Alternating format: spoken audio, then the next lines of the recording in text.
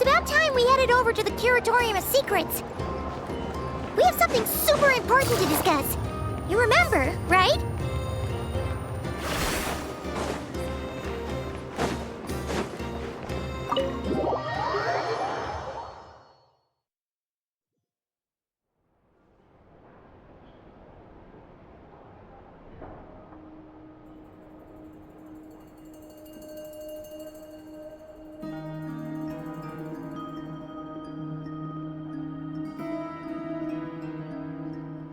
Looks like the gang's all here! Yep, all ready. How about you two? Green and good to go? Paimon's ready!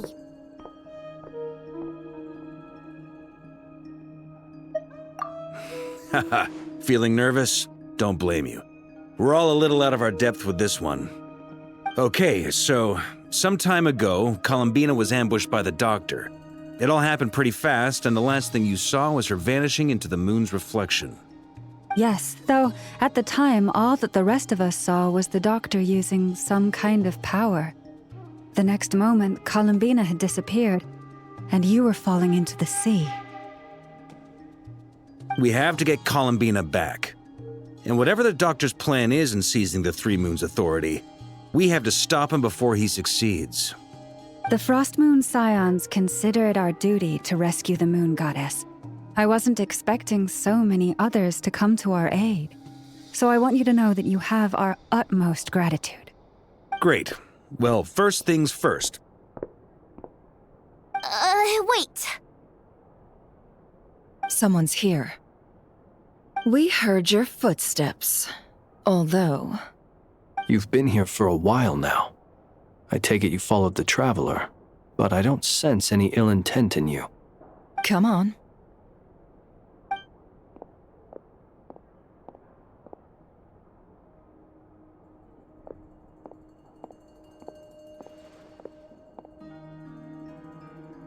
I figured it wouldn't take you long to notice me. I come bearing news from my lady, the Knave.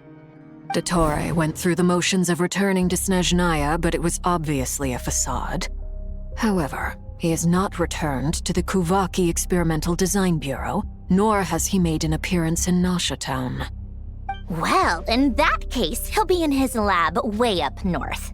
I always wondered why he applied for his own private pad. He was planning this all along. Tell them that Sandrone and I will go on ahead. If they still intend to pursue this matter, they should meet us at the research center in the northern tip of Krai. Nice of Columbina's two best friends to think of us. We appreciate the heads up. Our sincere thanks to the Fatui for your aid. Lady Damselette may have left our organization, but at least some of her colleagues remain genuinely concerned for her well-being. Not to mention that the Doctor's increasingly cryptic conduct gives us great cause for alarm. We have crossed swords many times before, but it's not personal. We're just on different sides. We don't lack humanity. And so, as fellow friends of Lady Damselette, it's only right that you should be in the know about this. Arlecchino's situational awareness has saved us a lot of trouble. I'll leave the map here with you. If you do decide to head to the research center, please proceed with caution. And remember, at least while you're in Krai, Lady Arlecchino's subordinates are your comrades if you want them to be. This is very accommodating of you. We can't thank you enough. Just doing my duty. I shall take my leave now. If you need us, you'll find us at the Experimental Design Bureau.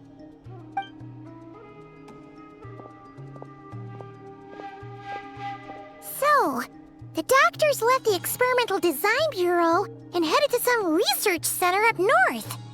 Marionette seems to think he's been planning this for a long time. But when did it start? Before he even arrived in Krai?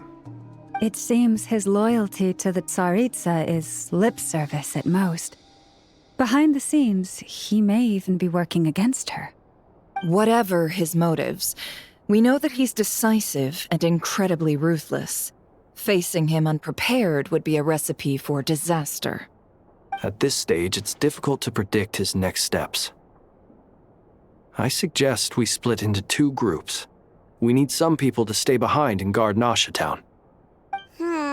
Well, as As much as I'd love to help, infiltrating research labs isn't really my area of expertise. But at least take Cool Your Jet's Ducky with you. It should be some help during the battle. And as for Miss Inefa, I suppose you will stay to protect Miss Aino? Detecting operational logic. Protect Aino. Priority. High. Just in case, Servarka, I think it would be best if you stayed behind as well. You can leave the research center to us. I mean, I would have said the Knight of Berea should probably be out on the front line, but okay, fine. Leave Nasha Town to me. Be careful out there, okay? If things get out of hand, fall back right away. Yehoda will be on hand to assist you. In my absence, she can handle any intel gathering work. You got it, boss. You guys make sure to get back here in one piece, all right? We will. Things are moving fast. We'd better head off soon if we hope to keep pace.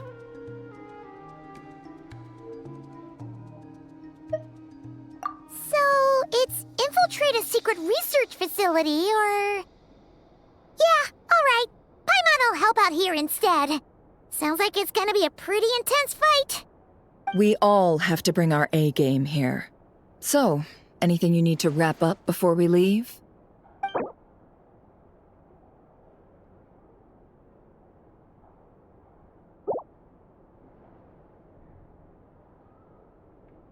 Then you'd better get going. Very well.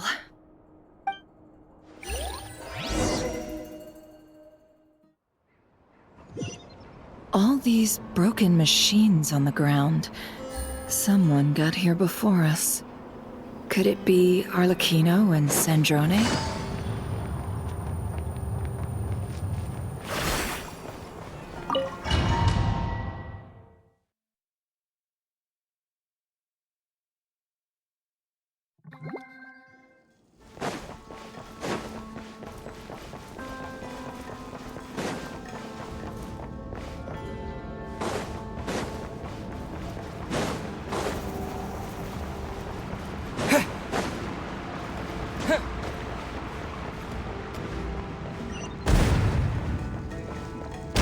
That's quite a welcome party.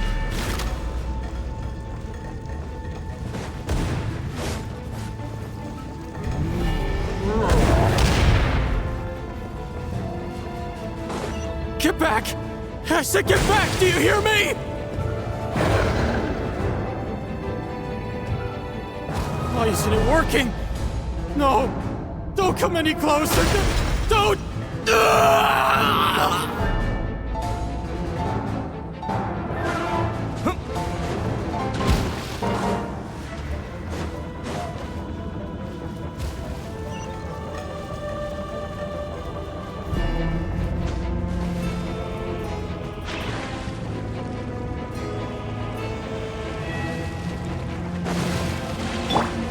The night cometh. Observe.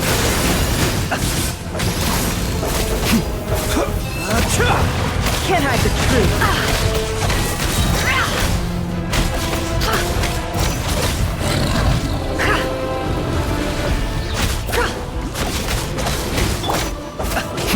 Close your eyes. You poor souls. May your spirits find peace. Grab that key on the ground. We'll probably need it at some point.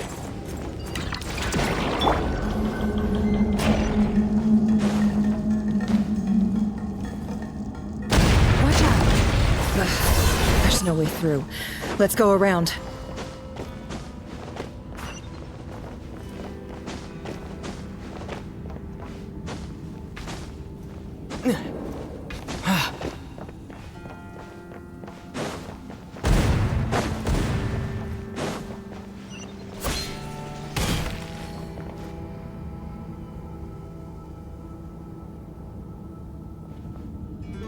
What the? Trespassers? Here? What's wrong with you people? We're looking for the doctor, and we understand he might be here. I see you're fleeing the facility. You looking to settle a score with the doctor? Good luck with that. don't think you have many chances left. Perhaps. But you might have a chance to live if you start talking. 2 other Harbingers had the same idea as you. They're already inside. But what good is it gonna do? The doctor wouldn't do something like this unprepared. Seems to me that you're not too thrilled about being his subordinate. Also, is it just me, or do I sense monsters nearby? If you'd prefer their company to ours, that can easily be arranged. We need to know what the doctor is up to. Please, if you know anything at all, tell me. This is about more than us versus the doctor. His actions could have consequences for all of Krai, and perhaps even your homeland, Snezhnaya.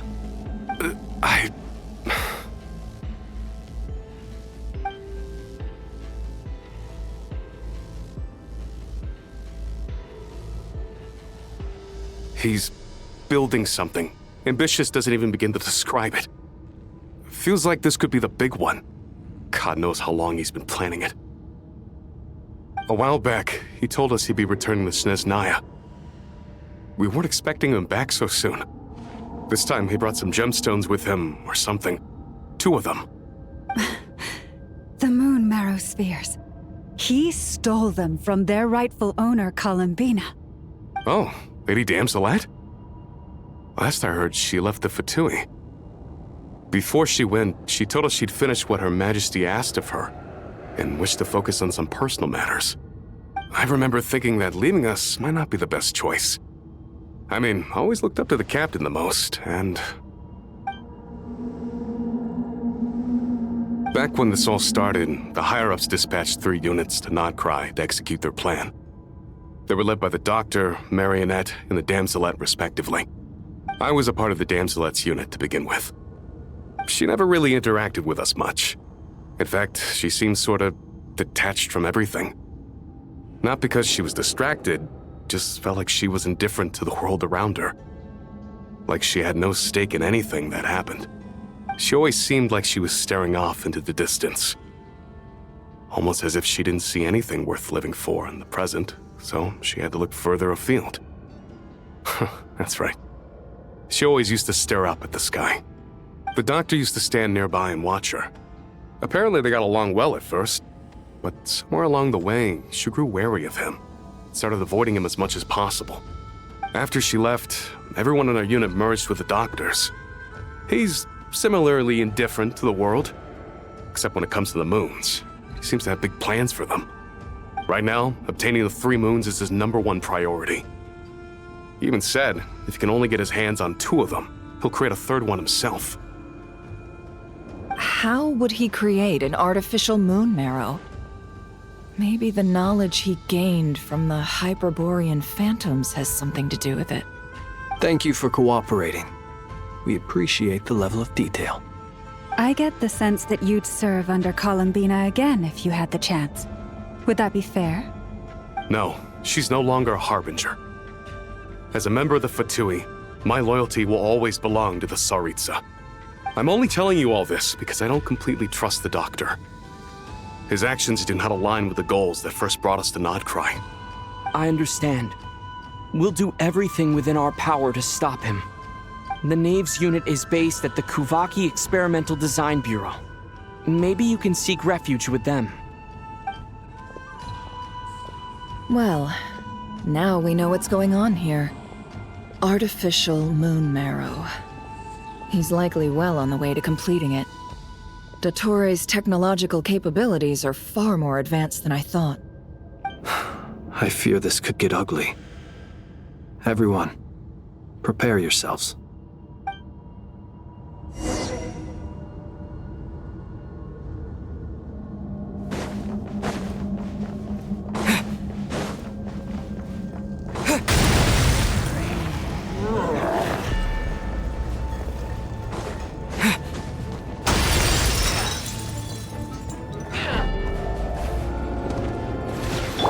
Leave this place. Seek within.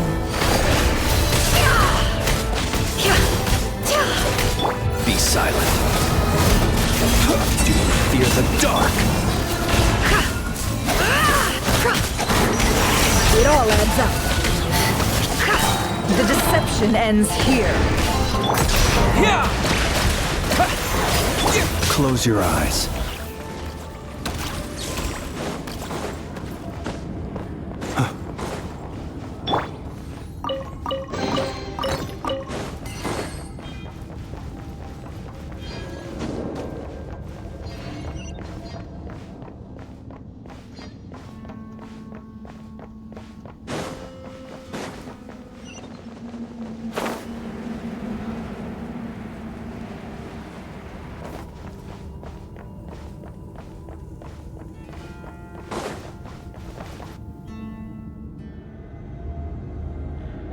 Welcome, one and all.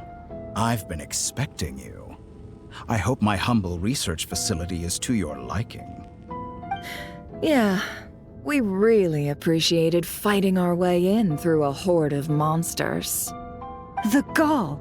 You expect us to believe you've just been patiently waiting for us? Of course I have. Should I be worried about something? Everything seems to be going quite smoothly so far, and you've shown up right on schedule. First Sandrone and Arlecchino, now you. Ah, quite a surfeit of guests I've had today.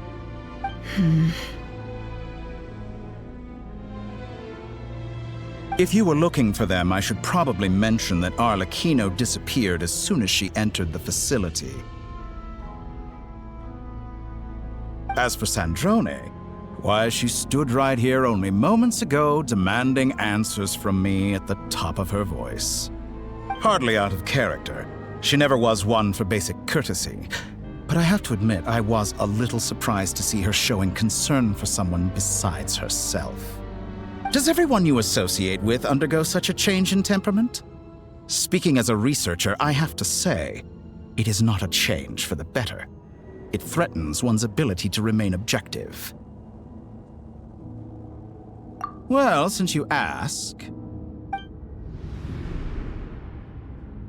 So you've got your hands on the moon marrow, and now you're claiming godhood. Don't you think that's a bit of a stretch, Dottore? I must protest what you are insinuating with that phrase, claiming godhood. I am not claiming anything. I am stating a fact. You're a researcher. I'm sure you appreciate the distinction between the two. Huh? Wait, you really think you're all that? You'll excuse me if I'm not being a polite little lady for you. We're colleagues. We both know what kind of person you are.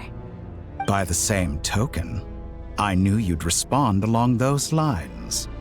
You and I both understand that facts speak louder than words. To that end, I've had my people send you a small gift. It should go some way toward helping you understand my present position. What gift?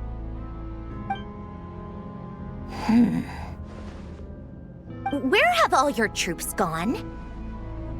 Who knows?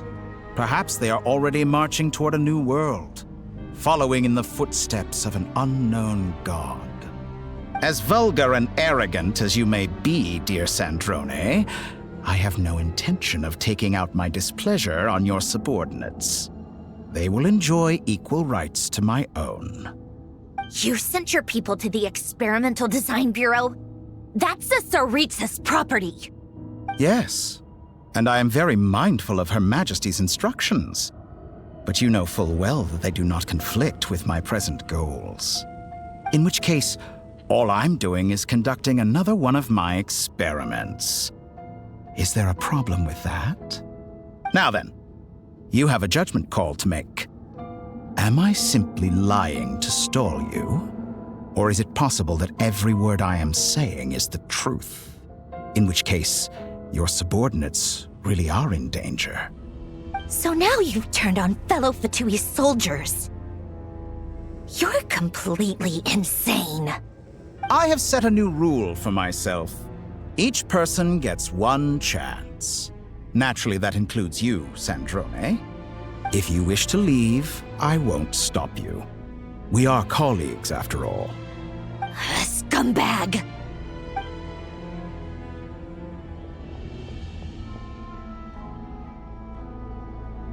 Still, I hadn't counted on Sandrone sparing any thought for the people of this world. Shame. I always found her self-centeredness to be one of her few better qualities. How can she ever hope to achieve greatness when she's so obsessed with protecting her little design bureau? It's more than a little disingenuous to speak of achieving greatness while taking hostages. Or does honor no longer mean anything to you? Honor? I have the marrow of 2 moons in my possession and will soon complete the construction of a 3rd.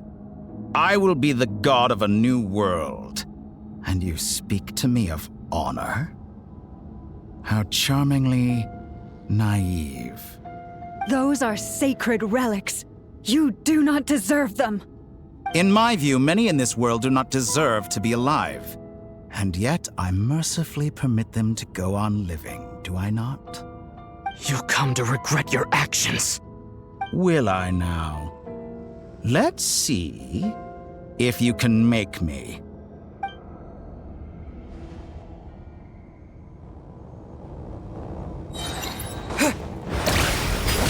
Wipe out! Observe. Get Beware lost. the creatures of the night. For the everlasting forest. The mystery unravels. No more lies.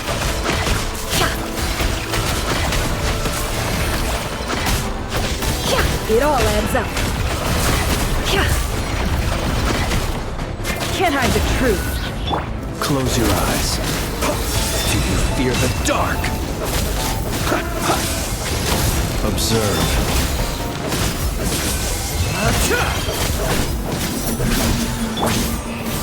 You poor lost. It all adds up. No more lies. The deception ends here.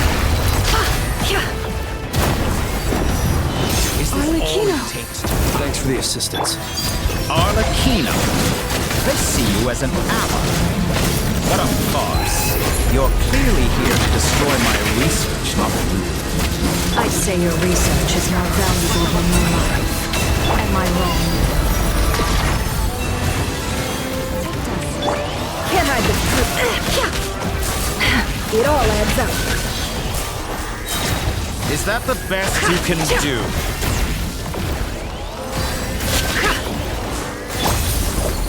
Laid bare. Interesting. No more lies. Target acquired. Leave this place. Close your eyes. Be silent. Get lost. For the everlasting forest. It all adds up.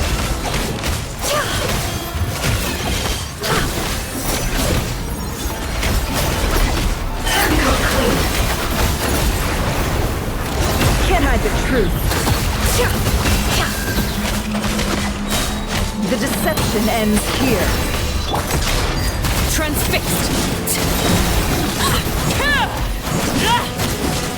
Witness my rise. Overruled. Get lost. With one heart, we pray. Forest, protect us. Like a reflection. The Torah is too powerful with the artificial moon marrow in his arsenal. Fighting him is futile. Quickly!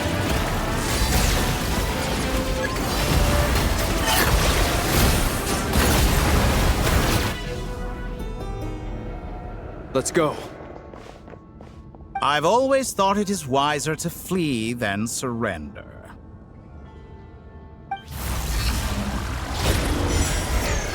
Watch out! What the? Forget about me! You should... Where's the traveler?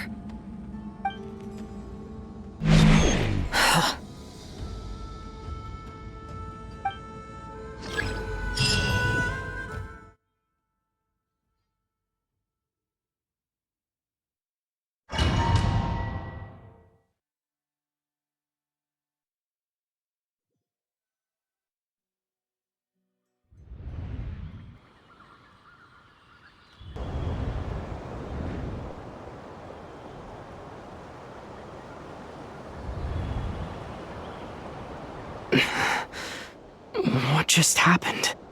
Nasha Town? How did I get here? Strange. I remember being trapped by Dottore during the battle. And now all of a sudden, I'm here. Something weird is going on. I guess I'll start by exploring the area. Huh? Traveler? What brings you here at this hour? Huh? What are you in the mood for today? A hot dog? Or something else? We've got some special discounts at the moment. Want to see the menu? Sorry, I'm not hungry right now. Ah. Well, feel free to take a seat for now. Let me know if you change your mind. Everyone seems to be acting normal. Am I just overthinking? Oh, darling, look who it is. One of our regular customers. Get the traveler something to eat, would you, dear? Wait, why is he talking like that? Well, I'd love to, but can't serve a customer unless they order something. Anyway, I take it your business is wrapped up? Yes, thankfully. It was a long trip, and it's left me feeling pretty exhausted. But the upshot is, I won't have to leave again for a good while. We can have some quality time to ourselves. Wait, these two are a couple? I see some kids around too. I didn't know they had a family. Hey there! I haven't seen you in ages! What's keeping you so busy? I've been looking forward to playing with you again. You forgot already? You're silly. Daddy brought you over to our house recently. We had some snacks together. What is she talking about? We've had a lot of customers over the last few days, so we've been real busy. And like my mom always says, some people are more than just customers. They're friends. Oh, another customer's arrived. I better go see what they want. This is all wrong. I never once heard the owner of this restaurant talk about their family. It certainly isn't a family-run business. And that child? I don't recognize her at all. Could this be a false memory? Very good. I knew you had it in you.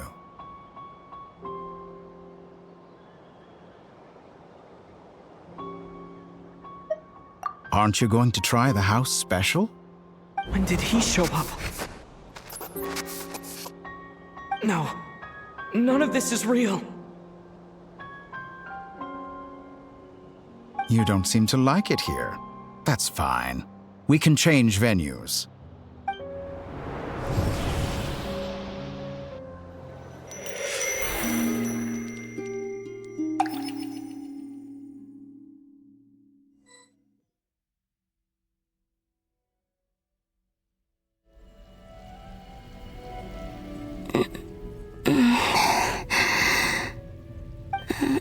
I'm still alive.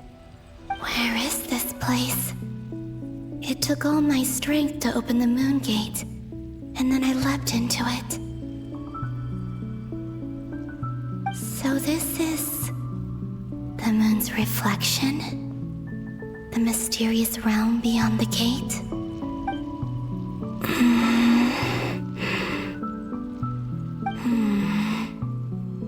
I can't sense anything. I guess I could try opening the gate once more.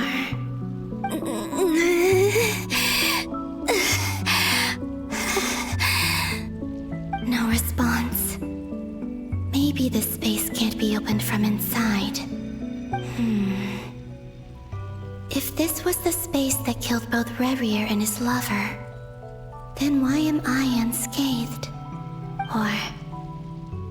no. I'm not unscathed. Even the air here feels frozen in place. There is nothing here with which I can restore my power. I should conserve my strength and proceed with caution.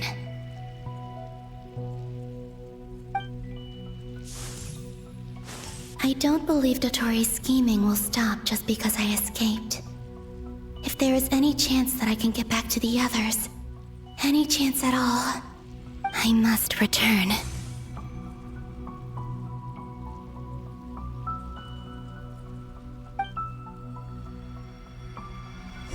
emptiness, silence. What is this place? Or maybe the real question is, what is it for? What's this? Looks like it responds to my power. Golden. Like Kuvaki. Is it some sort of guide? And why does it feel so familiar? I might as well follow it.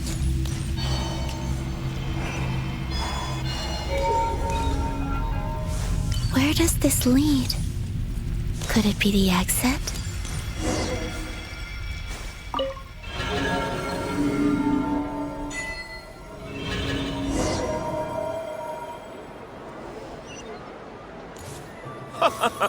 Welcome home, Moon Goddess.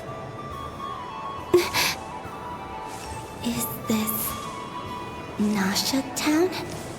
But isn't Moon Prayer Night over already?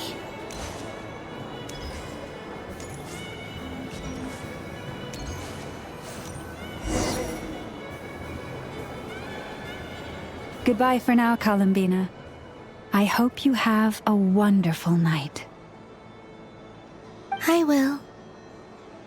Llama, everyone else, and me? Are these my memories?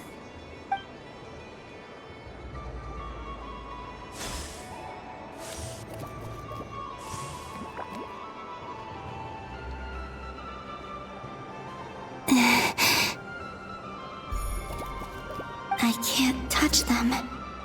It's as if we're separated by some impenetrable power.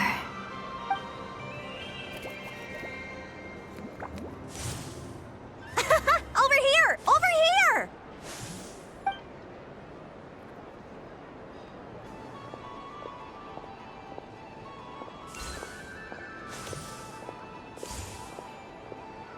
But the people in these memories pass right through me. Just like when I disappeared. If only I had known what would come to pass after that. Even so, I should still take a look around. Just being back here. It gives me the strength to keep going.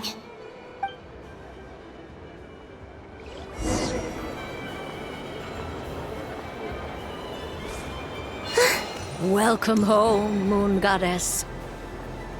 Oh, you're the genuine article. Alice was right. This Moon Prayer Night was worth watching after all. Oh, yes. That was the fortune-telling stall run by Barbeloth from the Hexen Circle.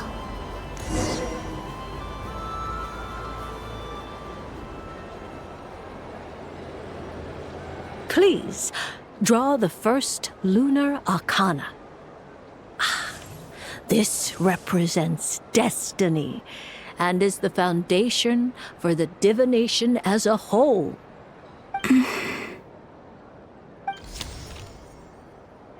My destiny. I believe the card I drew was the moon. Now that I think about it, Barbeloth's divination was absolutely right. It's almost time to draw the last card. The one that represents the future.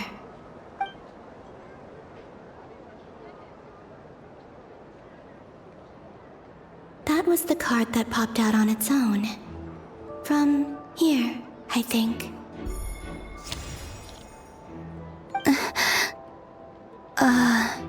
Kuvaki Pulse? What? Fascinating. I've never encountered this before in my role as a diviner. What's going on? Did that card leave the deck? Because of my influence? All I did was try to touch it, and then... Maybe this memory space is not untouchable after all. Are there weak points in the barrier? Or is it possible that there's more to this space than my memories alone? This card is death. I need to get to the bottom of this. I'll try touching something else.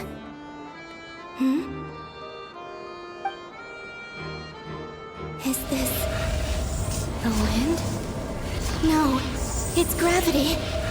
It's pulling me outwards. No, Traveler!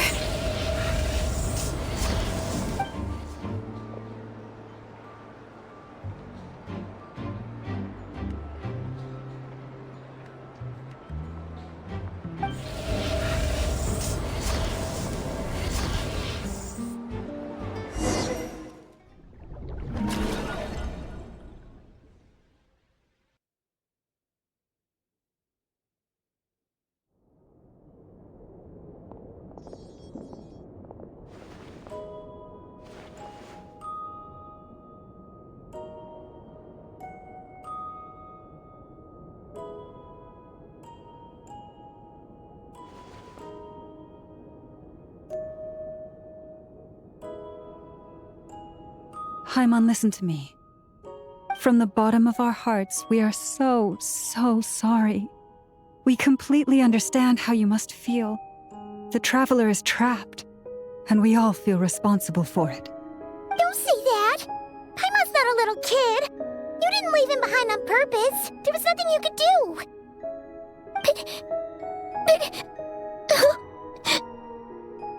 He's all alone in there!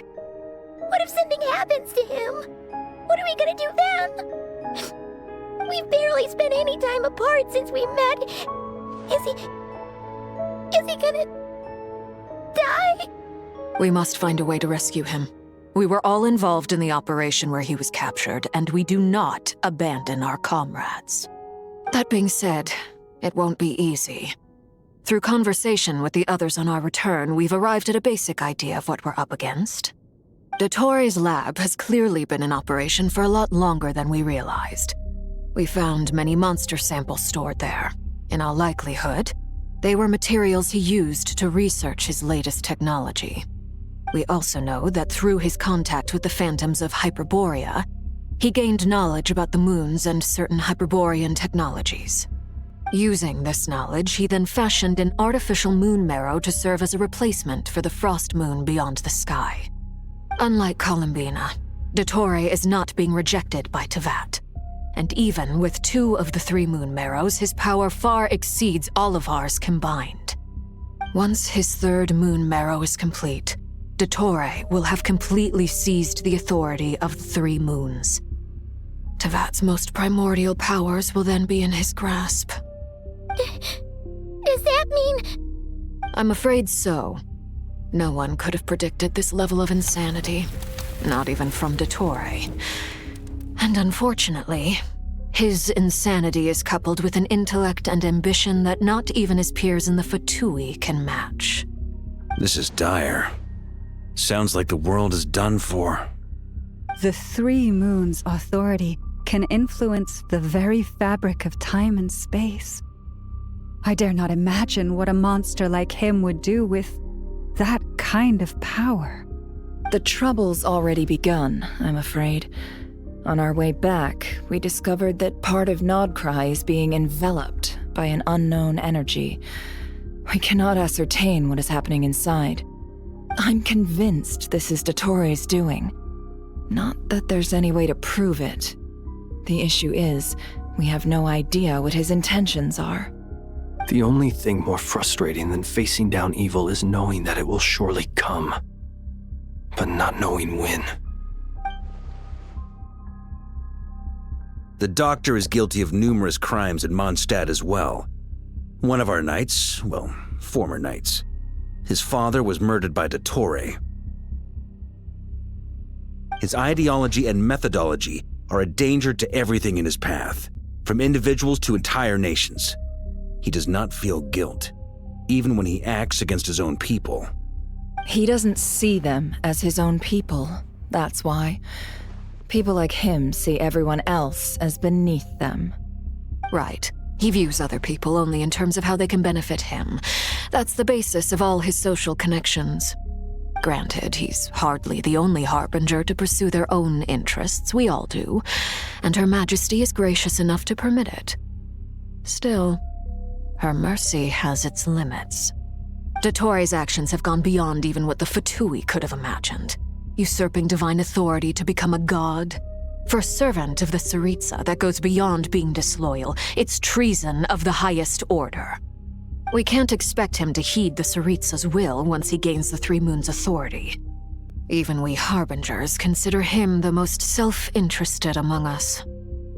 Poor Traveler. Of all the people to get caught by... We have to go save him right now! Please! We gotta find a way! Paimon, I promise you, we are with you all the way. I get how you feel. I do. But it's gonna take more than strong emotions to take down an enemy like Dottore. What we need now is more information. Right. We can't even guarantee he's still at his research center. Before we can think about mounting a rescue operation, we need to confirm the Traveler's location. I'll find a way. Paimon knows, but... She's so scared. If anything happens to the Traveler... He might be the strongest person Paimon knows, but he's still human. He feels pain and bleeds just like anyone else. Then think things through before you stick your neck out. Unless you want to lose your head. Sandrone. Miss Sandrone, you're okay? Put the stuff over there, and be gentle with it. Am I okay? As you can see, I've had to move my whole livelihood out of the Experimental Design Bureau. It's been swallowed up by Dottore's energy field. If I'd left it any longer, I probably would have gotten stuck there. Ugh, Dottore always goes a little loco when he finds a shiny new toy. Not that he'd ever admit that. But this time, he's gone full psycho.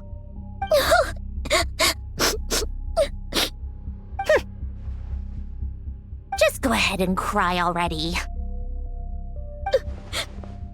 Sorry. Paimon's not trying to make it seem. It's just...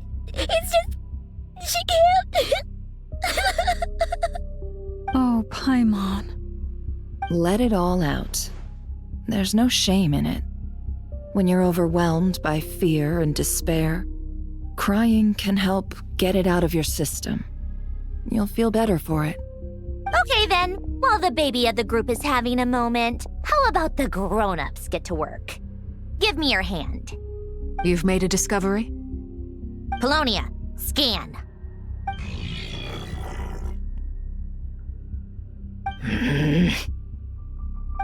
You, hand, now. Oh, I thought you'd never ask, my lady.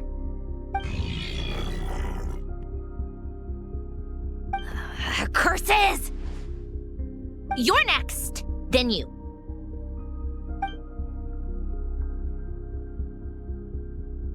Dottore, you son of a... He's done something to us! Everyone who entered his research center has been implanted with some sort of curse. I don't feel anything unusual at the moment. Does that mean it hasn't activated yet? Is there a way to figure out its purpose and what might trigger it? My best guess is Dottore created it using the Moon Goddess's powers. 1 second, analyzing. Ugh! That friggin' maniac! So, what twisted game is he playing this time? The moment I analyzed the energy composition, some encrypted text appeared in my mind's eye. And when I deciphered it according to the Fatui standard encryption protocol, I got the following message. Feel free to run, or you will perish in Nod Krai. He's mocking us. Yep, he loves to toy with people. Only in this case, there might be more to it. But I didn't detect any murderous intent or malice either in the message or the curse's energy. As if this is him at his least malicious. Or perhaps all people are cowards in his eyes. Maybe he thinks the threat alone will be effective. What a despicable person. And he has the Traveler in his grasp. If I may, as unhinged as Dottore may be, he has always exercised great patience with the objects of his interest. I remember a comment he made when we first arrived in Nod Krai. He said, "This world is, on the whole, an exceedingly dull place. But at least there are a few intriguing features, such as the gods or the traveler. Presumably, they interest him because they're unknown quantities. He wants to understand as much as he can about them." Agreed. The Traveler is Tevat's fourth descender. All Harbingers are aware of this. Since Dottore took such pains to capture the Traveler, he is unlikely to kill him right away. Okay, but we still have to do that rescue operation. Of course. I also think we need to read between the lines with Dottore's message. If he's encouraging us to run, that means we mustn't leave Krai under any circumstances. My guess is, his curse will only trigger if we leave.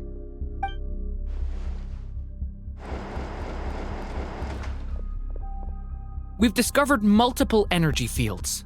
Albedo is still attempting to analyze their structure. He told me to report back first. Each field is slowly growing, swallowing up more of the surrounding area in the process. And the pace of their expansion has increased since we first examined them. He's probably trying to swallow Krai whole. His nefarious ambition knows no bounds. If this continues, the whole of Tevat will be in trouble, not just Krai.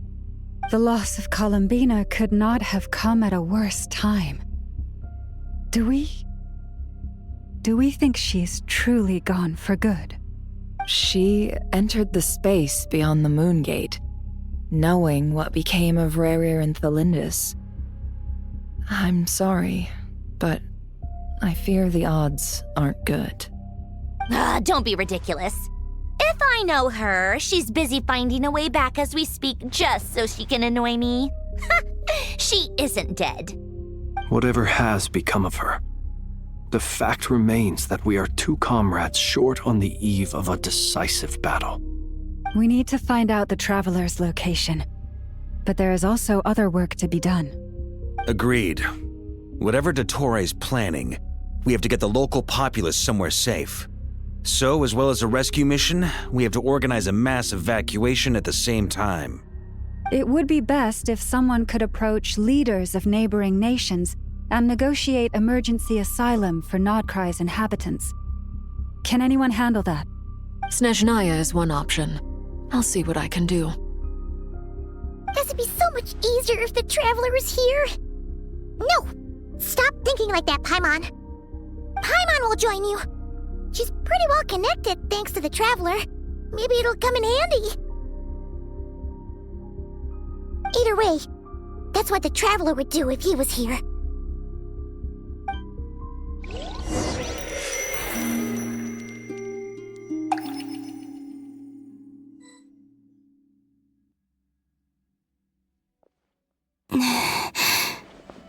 Back here again. That gravitational force that pulled me back. Is this where it came from? When I saw that memory of Moon Prayer Night, I think I influenced reality.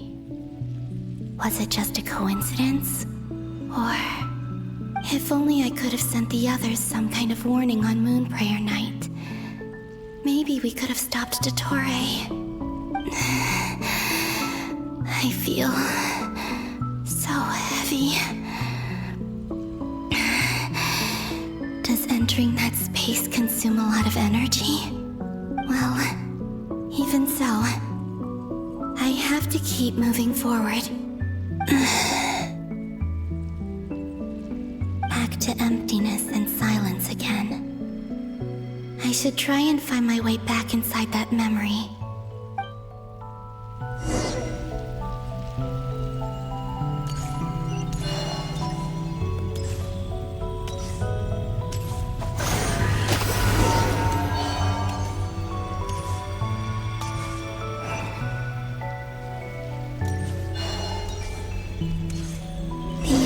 From last time, it looks like I need to gather these scattered fragments.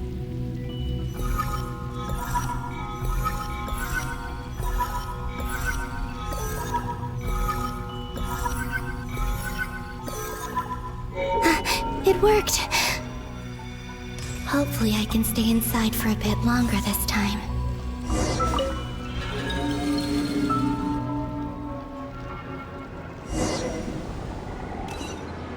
Astra Abyssosque. Welcome to the Adventurers Guild. What? This doesn't look like Moon Prayer Night. Extra, extra! Latest issue of the Nasha Express! I don't think I've ever been here. Maybe this space isn't comprised of my memories after all. There aren't any festive decorations around. Is this Nasha Town after Moon Prayer Night ended? Did Dottoro's plan not affect the town? Or is no one aware of what happened because he used the Three Moons' authority? Let me see if I can influence anyone else. So, what do we do next? Wait, that voice. Paimon? The most important thing right now is to find that mage. Lauma the Traveler and Mr. Varga are here too. I'd better go pay the Fatui a visit. Traveler!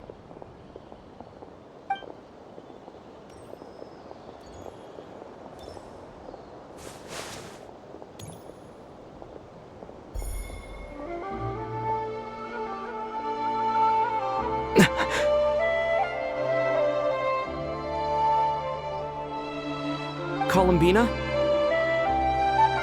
I made contact. It's me, Columbina. Huh?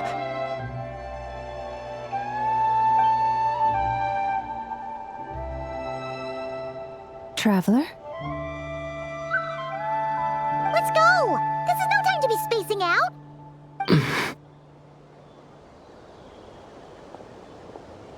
Huh? Wait a moment. This has happened before. Huh? This is what happened when I disappeared. I stood right over there, thinking that no one would ever find me again. It was only when he called my name that I decided to follow them. But did he turn around because he sensed my touch just now? Is it really possible that from in here, I can change the past? If I keep following them, maybe... Huh? It's that gravity again.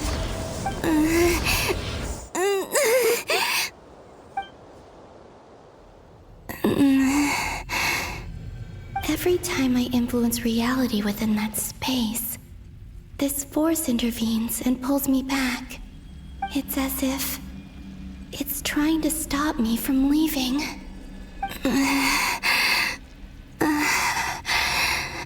I'm getting weaker and weaker. I'll just have to try another approach next time. Come on, Columbina. Keep going. You have to tell everyone what happened.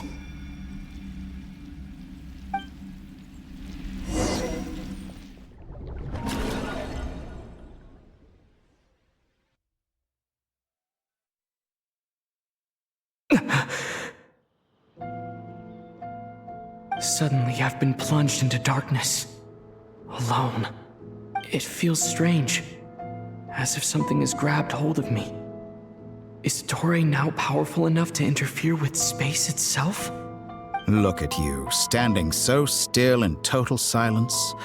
I almost didn't recognize you. Hello there, traveler. He seems to be in a good mood. Wait, what's that behind him? Ah, so you noticed.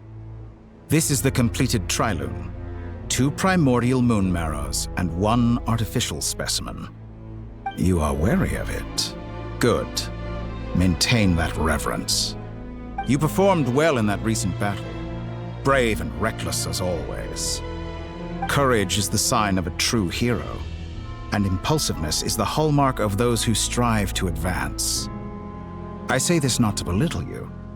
Most creatures are far more timid by comparison. 3 moon marrows? Does that mean the artificial one is now complete too? Well spotted. What do you think? For a replica I built myself, I dare say it looks the part. Dottore, Are you planting illusions in my mind? I have no interest in fooling your eyes. On the contrary, I hope to show you the true essence of all that you see before you. Is this not a beautiful city? People live in peace and find joy in their work. The streets are safe. People can even leave their doors unlocked at night. You might say it is the Elysium everyone dreams of. All available data indicates your values and worldview conform with the mainstream. This kind of society should be quite to your taste. False beauty is deceitful. Lies are to no one's taste. I wonder, is it your moral standards that are too high? Or your expectations of reality? Answer me this. If someone existed in a sweet dream from the moment they were born, a dream in which they never once felt pain, which do you think they would consider superior? The dream or the reality? That's pure sophistry. It has nothing to do with your actions. As I suspected. You have yet to understand all of this for what it really is. What do you want from me? You sound impatient. Do you think the only reason I'm keeping you is because I want something from you? If it's not, then why haven't you killed me yet? No one can stop you if you're as powerful as a god. I'm delighted you recognize that fact. I believe we last squared off in Sumeru. Ah, the memories. How time flies. You and I have both grown. I'm not surprised that Arlecchino and Sandrone worked with you. You've always a way of slowly but surely ingratiating yourself with all levels of society. People laud you as a hero, but I suspect there's more to it than that. Oh, but to be clear, I don't say that to flatter you. Do you always give your opponent an appraisal before you deal the final blow? Call it a long-time habit. I'm a researcher, and one of my duties is to give an objective assessment of my subjects. But you misunderstand. We are not opponents. Not at this moment. I just want to talk. Think back to Tartaglia, Arlecchino, Capitano, Colombina, and now even Sandrone.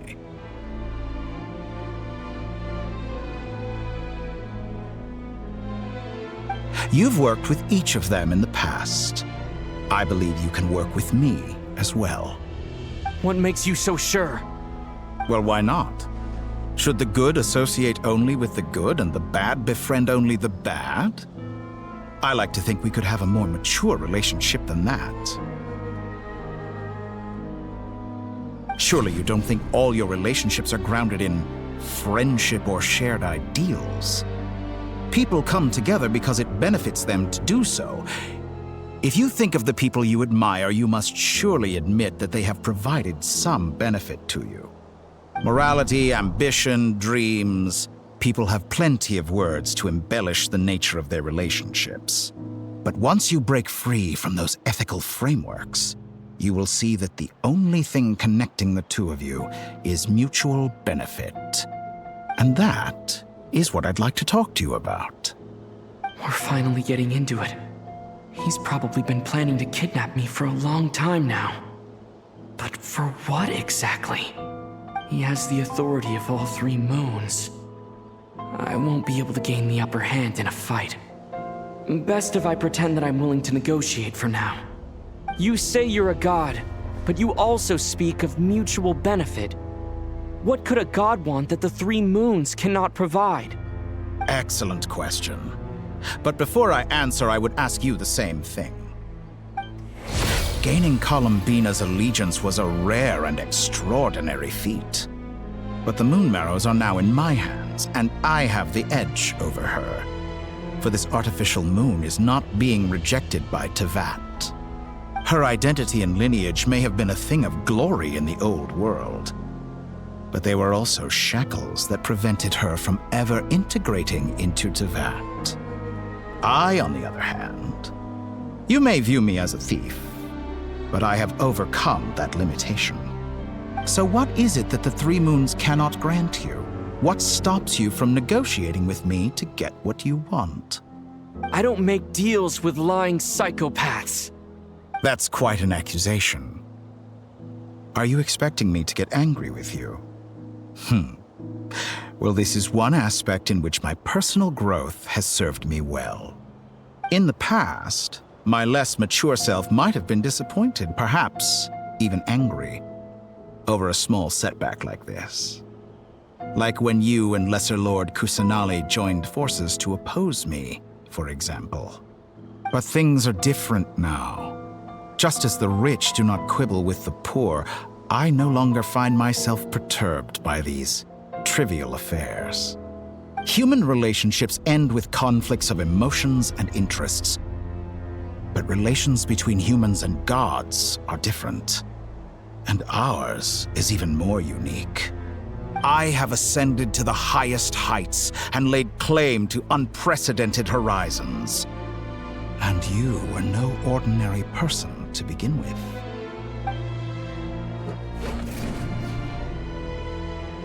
Allow me to show you the world, Descender.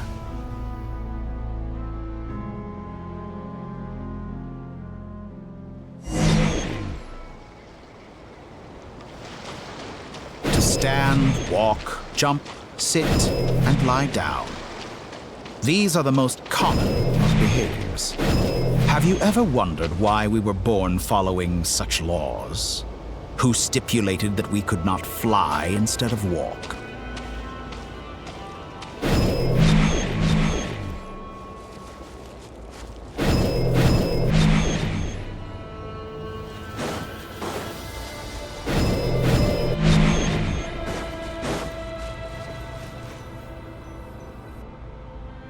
Someone of your talent and experience must surely know of the 4 great rulers who serve the heavenly principles. They govern life, death, time, and space. One wounded by a blade will die from blood loss or infection, and one who falls into a lake will drown in agony. The elderly wallow in solitude, and the solitary age faster. Eventually, new life is born, only to embark on the same path of suffering. These 4 divisions anchor the world and shackle those who live in it. But they themselves transcend its boundaries, squandering the power bestowed by the heavens. All who live yearn for equality, but unless the gods prostrate themselves and profess that they are mere servants of the living, equality can never exist. Who makes the rules we must live by? Who has the right to restrict us?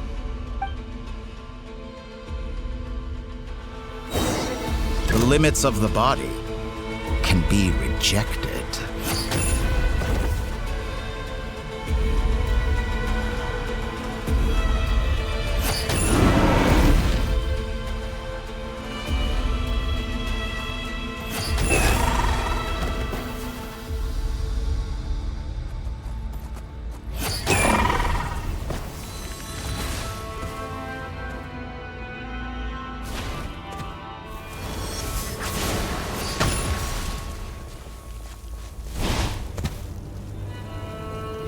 How does it feel to be among those with absolute power?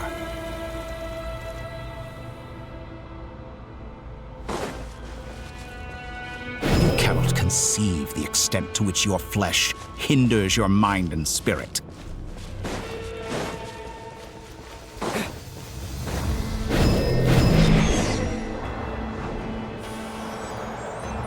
Only by discarding our useless, primitive eyes can we perceive a new world.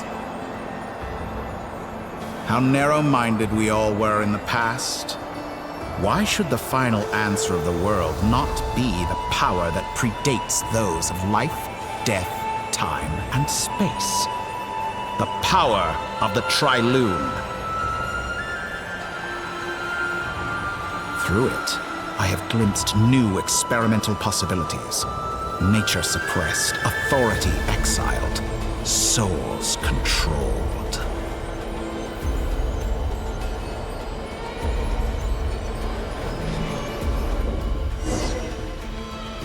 You know, I heard recently that a group of critics reviewed countless stories and drew an interesting conclusion. They found that it is more often than not the villains who strive tirelessly to push the boundaries of progress. In fact, long before this, someone voiced a similar idea in an academia editorial. I felt a great affinity with this perspective. I have never been afraid to step up and play the role of the villain. Fanatics are trampled down for their transgressions, and those who transcend are rebuked for their audacity. And so, the majority of creatures are too timid to follow my lead. But all sacrifices made during my experiments have been worthwhile, as you can now see. I can offer you something new, something unique, precisely because I am a villain. Think about it. We are eternally bound through mutual interest. Can you truly say you would never turn to malice if it could give you the life you dream of? After all, what value do perfection and purity really have? They are fragile and feeble things, utterly tedious.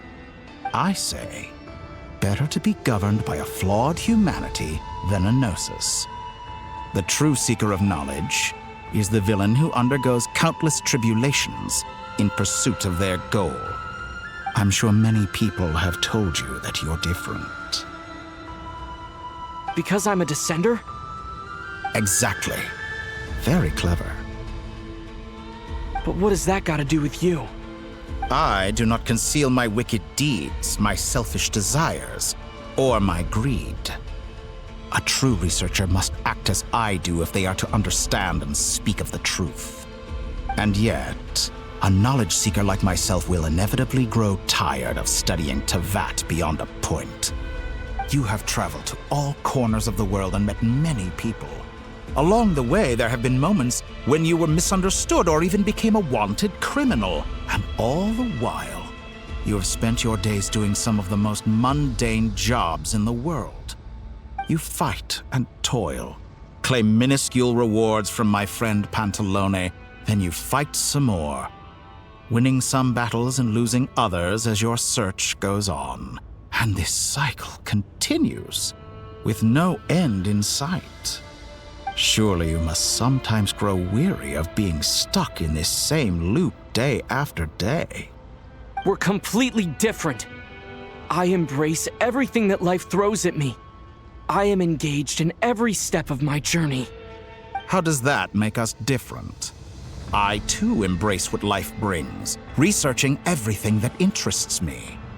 Think of all the novel things I've managed to create, like the artificial moon marrow. Don't you see? As unique a specimen as she was, even Columbina is not irreplaceable. Take that back! She's gone because of your actions! I didn't say that to anger you. Though admittedly, I don't see what there is to be angry about. Anything Columbina could do for you, I can do better. I know what your ultimate goal is. You wish to walk the path your sister walked, and seek answers from her at the end of that journey, don't you? Someone like you could never understand what it feels like to care about another person the way I care about her. Perhaps not, but that doesn't mean I can't help. I could find your sister right now, bring her before you, and make her give you the answers you seek. Don't be so presumptuous. You'll never begin to understand the situation between us. Oh, no. This is no presumption. I'm only offering what I know is possible with the power of the Trilune. But it seems like you would sooner continue with your journey through this world. Why? Do you truly desire this journey? Or is it simply a necessary process from which you cannot escape? Think of all the time and energy you have spent, everything you've had to endure just to make it this far. Is this really what you want? Or has your hand been forced by the promise of that final answer? Yes, you have made many friends. But do they ever spare a thought for the void in your heart and what it yearns for? What you want is not friends. It is family. But do they know this? I, on the other hand, am far more considerate. Join my experiment, and in return, I will bring your meaningless journey and all its struggles to an end. This is a malicious attempt to manipulate me. But at the same time, he's stating some very human truths. Of course he's right about my predicament. How can I deny it? I have faced ungrateful strangers, never-ending troubles, an endless quest for answers. I want to see her. After everything I've been through, words can't describe how much I miss her. How much I want to be reunited with her, wherever you are right now. Do you miss me too?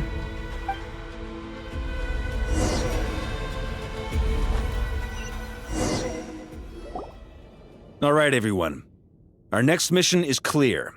We need to contact all the major organizations, explain the situation to the public, and then begin the evacuation. The residents of Not Krai are quite dispersed. The two most populated areas are the Southern Isles and Pyramida. Miss Lauma, I will leave Hisi Island and Nasha Town in your hands. I will liaise with the Fatui and Pyramida. Agreed. We will reach out to Natlan and Snezhnaya. Anyone found north of the Experimental Design Bureau should follow the Fatui to Snezhnaya. As for those dwelling south of that line, I will ask the Voynich Guild to help persuade them to leave. Then I, Mr. Varka, and the Frostmoon Scions will escort them to Natlan. The Voynich Guild has dealings with the Curatorium of Secrets. I will send them a letter vouching for your credibility. Yehoda, you should help Lauma. This is too big of a task for one person. My wish has come true. You're willingly lending me your most capable employee for the day. Well, good for you if all this only takes a day. Of course, if it takes any longer, I'll be charging a fee. Boss, wait! Don't I get a say in this? Oh, I'm sorry. Something to add, Yehoda? Well, no one's more important to me than you, boss. And remember how Lauma healed your eyes after that big battle? I think that's worth at least 2 or 3 days' work for the Frostmoon Scions. Are you completely incapable of acting in your own self-interest? Or do you simply devalue your own labor? Are you sure you don't want to come with us? Who will see to our other work if we're all busy evacuating residents? Sandrone insists that Columbina is still alive, and we have a traveler to rescue. There's much to be done. But boss, I'm just worried that... Well, Nefer, I'll link up with you once my tasks are complete. What makes you think I'd need you to do that? I'll need it. And considering the way you approach certain matters, I think you'll be better off with me present. That's quite enough. Just focus on your work first. I bet we're in for an uphill battle here. But we can help out too. Inefa and I are gonna help Nasha Town's residents carry their stuff. Loading schedule. Store essential local research data and technology samples, then escort the people to Natlan. Understood. I will execute this to the best of my abilities. Great stuff. Thank you, ladies. I've contacted the Lightkeepers. A colleague of mine will join us shortly. I will persuade them to conduct a thorough search of the region to ensure that no civilians get left behind. As for me, I guess I'll be making an early return to Sumeru. I think it's important that someone informs the Dendro Archon of what's going on in Not Krai. Roger that. Someone should inform Mondstadt, too. Mr. Duran, can I trust you to handle that? I think you fly faster than any of us can run. As an added incentive, get there fast enough and I'll see about getting your gliding exam waived. Really? Ha! Mission accepted, sir. I intend to stay behind and help Miss Sandrone with her research. She has some alchemy-related questions that she'd like me to explore. She recognizes your expertise, then. I wish you a fruitful collaboration. Thank you. In truth, I was surprised to hear her express an interest in subject matter outside of machines. I believe she has been investigating some Fontanian technology recently. She made a point of bringing the relevant materials with her when she left the Experimental Design Bureau. She's sorting through everything in her room as we speak. I should mention that we have one other friend who isn't present. He hasn't made his position in all of this clear. But if we know anything about him, he's likely investigating on his own. Paimon's been very quiet today. But I know how close she and the Traveler are with the Natlanese. She should come with us to the border. Okay. Paimon will do her best. Make sure to heed Sandrone's warning. Many of us have been cursed by Dottore. As such, under no circumstances should anyone cross national borders. Remain within Krai. That aside, personally, I have faith in Columbina. Things look grim, sure, but who knows how it'll play out. Same goes for rescuing the Traveler. Both of them are important allies and friends. We'll be counting on you to gather intel on them, Miss Nefer. Oh, wonderful. You're all here.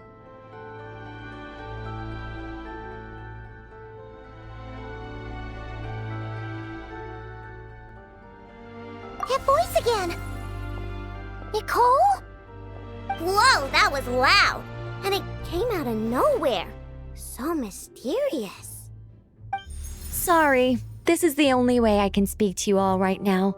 Please accept my apology. Anyway, time is short. I'll cut to the chase.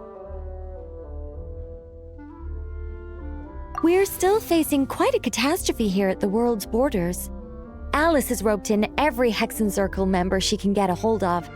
Except for me. She told me I had to come and help you all out as a matter of urgency. I quote, "You love talking, don't you? Well, now it's finally your time to shine. Take these. Make sure the whole party gets one each. You'll be in charge of making sure everyone stays connected." Huh? Is this a Dodo communication device? Scanning. Unknown device. Analyzing. Unknown device. Conclusion. Cute. Affirmative. It is cute and good. I believe that I quite like it. This is no ordinary Dodo communication device. It's my very own special modified version, specifically... sorry. I almost went off on another tangent there. Anyway, help yourselves. It will allow us to communicate over long distances within Krai. No more worrying about shuttling messages back and forth. What astounding technology.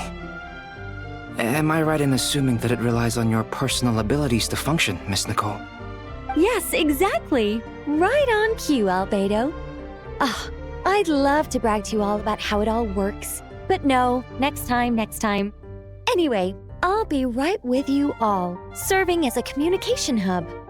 That's all from me. Head off as soon as you're ready. I'll be staying here to keep watch, and I'll be sending you my blessings.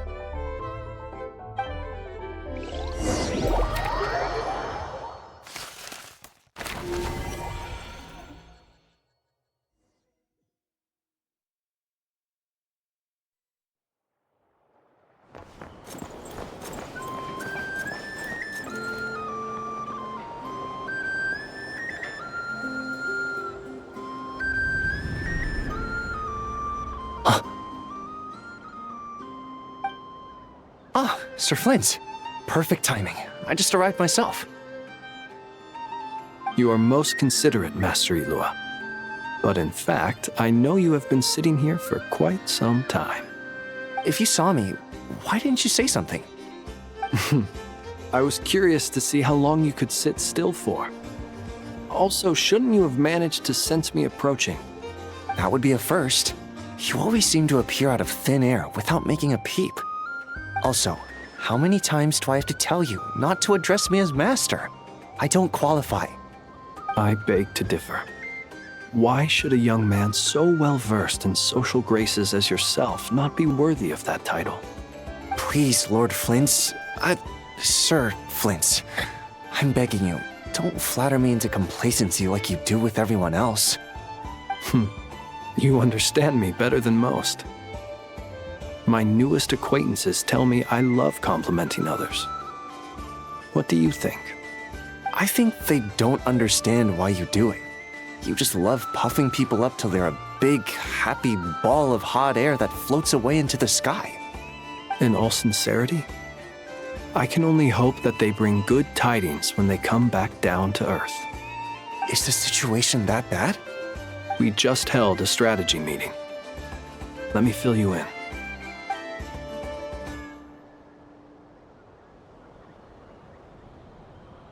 In short, we need everyone gone from Pyramida. We also need a team of Lightkeepers to scour the more remote regions of Krai for civilians to evacuate. I only hope we have enough personnel. We do. Old Man Nikita will definitely help, and we can recall anyone out on patrol to focus on this instead. Good. I'm sure you and the others will make short work of this. Now, don't forget, once you've completed this task, make sure you and the rest of the team evacuate to either Snezhnaya or Natlan as well. Flint? If you've got something to say, Master Ilua, why not guess what I'm thinking right now? You mentioned that you have something else to deal with later. How difficult is it going to be? I doubt it will be easy. I know you're a Lightkeeper, and it's your duty to protect others in times of crisis. But I have a feeling that you'll be walking into grave danger. However bad things have gotten in the past, Krai has never faced a mass evacuation before. But from the sounds of it, you don't intend to come with us. I don't mean to pry, and it's probably none of my business. But whatever it is you're intending, you don't have to go through with it, you know. I've been afflicted with some sort of curse, and I'm told it may well trigger if I set foot outside of Krai. As such, I cannot leave. I have to act, if for no other reason than to fight this curse. What? No. Why? Why would anyone want to curse you? There are plenty of people out there willing to trample over others in pursuit of their own goals. Frankly, Sir Flint, I am furious. You're making light of what is an incredibly serious situation. Indeed I am. And? And what? I told you I'm furious about this. Nothing I can do about it, I'm afraid. Things happen, and we just have to deal with them. If you find yourself feeling angry, perhaps start by drinking a big glass of water. Hey, you mean you're completely unmoved by my anger? I'm devastated. Then allow me to express my sincerest regret. Come by the lighthouse sometime. We'll catch ourselves a few fish, have a little barbecue, play some cards, and bask in the sun. Maybe I need to spell this out. Lean in a little, Flint. Oh my, this doesn't bode well. Word is that you were caught up in a real horror show recently. People were amazed that you returned safe and sound. They've been debating whether you're even human. I've returned safe and sound from plenty of crises. When you say people, do you mean other people, or do you just mean you? Fine. I'll be frank. You're not human, are you? Heavens. Now that's a horrifying thought. You know what? Forget it. We'll revisit this once it's all over. A sound plan. Albeit a little ominous sounding. Just promise me you'll come back in one piece, all right? For you, Master Ilua. How could I refuse? Also, please pass my regards on to our colleagues. Tell them, thank you all for your assistance. Please put safety first as you proceed with the operation.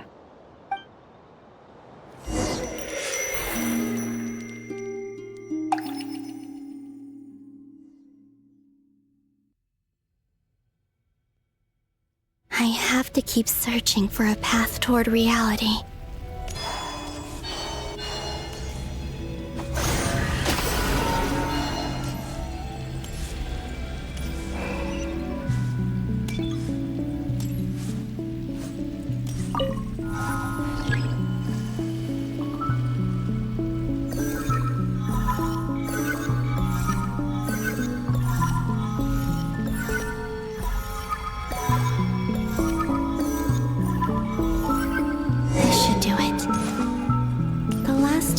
I tried to influence reality in this space. It consumed a lot of Kuvaki. I'll try and be more careful this time. I need to leave key clues behind using less power. I hope everyone still remembers what I said on Moon Prayer Night.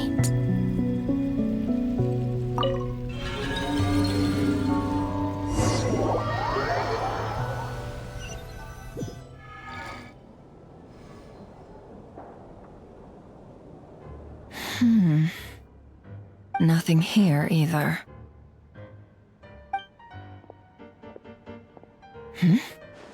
Flints?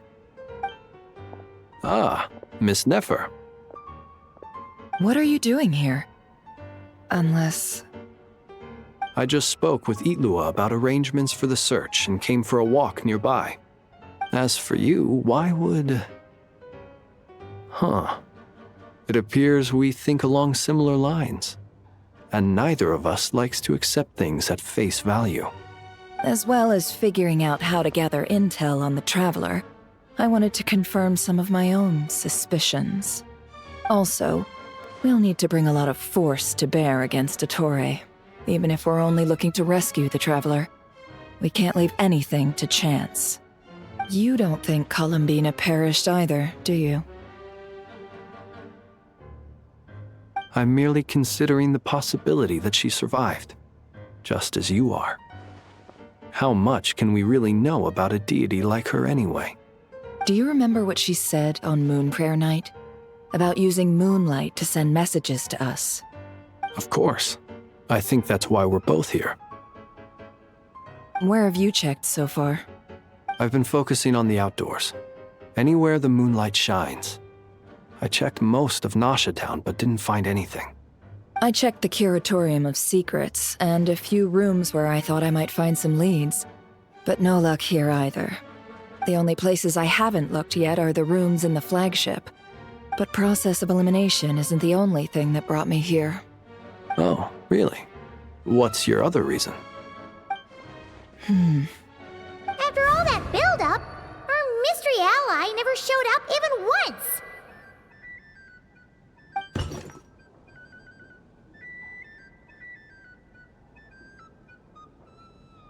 Huh?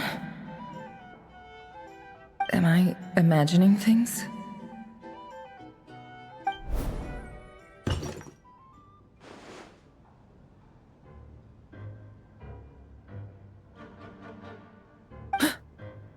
Come on, let's see what's going on.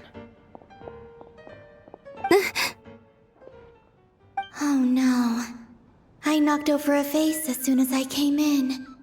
It must have been caused by a Kuvaki fluctuation when I entered the space. Although, it seems like I'm not about to be pulled away this time. It looks like as long as I'm careful with my actions, it doesn't count as influencing reality. Anyway, is this the flagship? The Traveler mentioned that's where he was staying. I only went into the lobby last time, so I've never actually been here before. How does this space work? If nothing else, I can now be sure that it is not simply memory. He mentioned where his room was. I think it's... this one.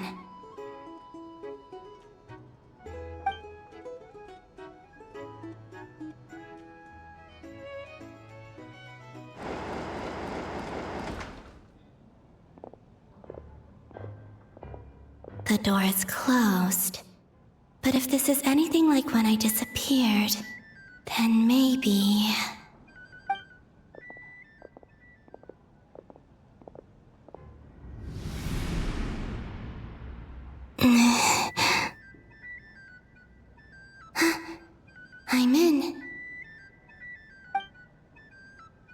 He and Paimon aren't here at the moment. I hope he's okay. I wonder what happened to him after that battle with Dottore. Best not to dwell on that for now. I need to try and leave them some clues.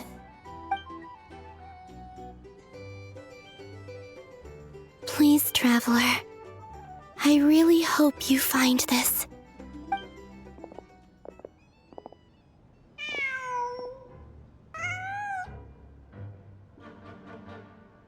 Huh. Just a cat. Nothing else here strikes me as noteworthy. Didn't you stay here for a couple of nights once? Before Rerir showed himself, yes.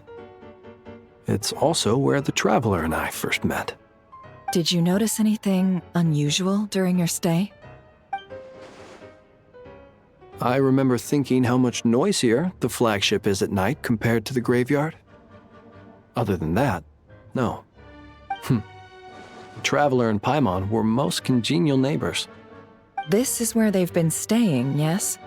Over here? That's right. I wouldn't usually condone breaking and entering, but we can make it up to them later. Focus now. I have to write a message on the wall using Kuvaki, just like I said on Moon Prayer Night. Simply open your windows on nights when the moon shines bright, and the moonlight will naturally flow towards the words I have written. Here goes. I'll need to carefully control my strength.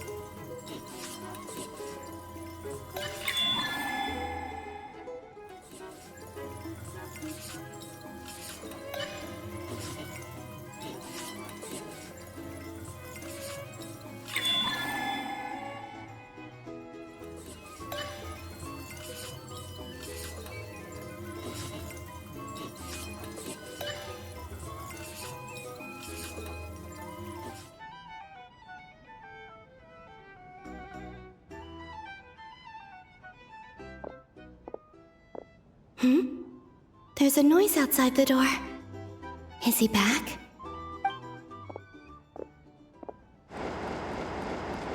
Please, you have to see these words.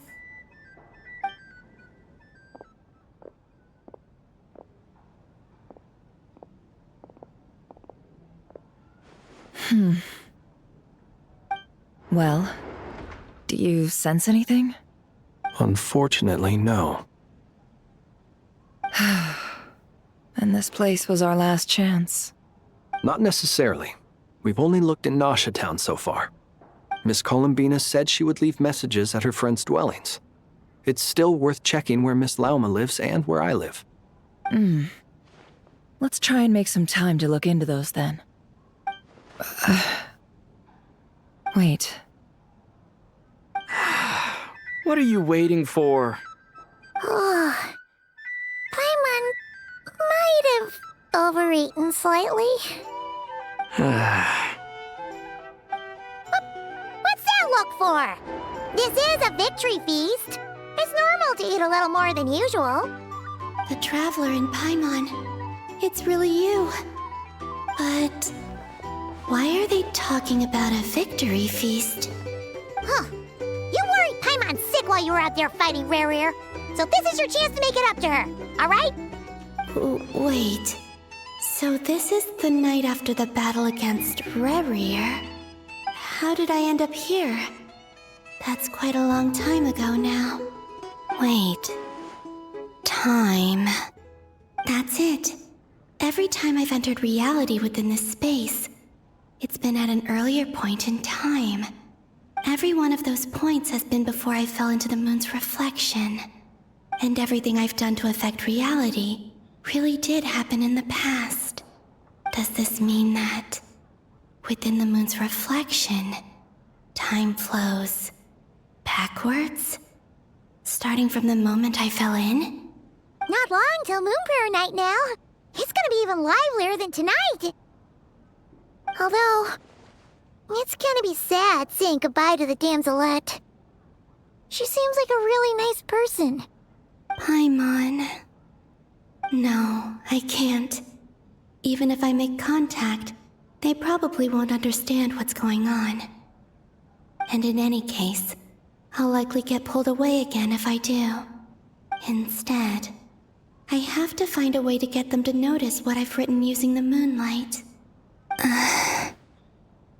Wait, even I hadn't thought of doing that before Moon Prayer Night. They'd never conceive of that possibility. Is there truly no other way? Don't lose heart. We'll find a way somehow.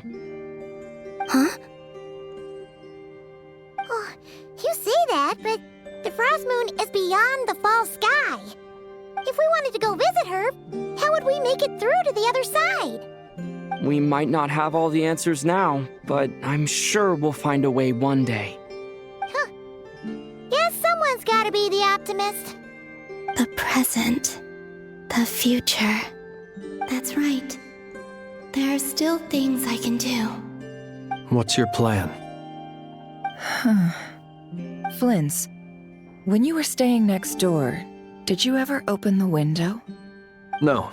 The rooms here are dark and damp, and there's such a buildup of dust on the windows that the moonlight can't even get in. I didn't think it was worth the trouble. The moonlight? Ah, I think I see where you're going. One moment. I'll see if the owner is available. Don't bother. Time is of the essence.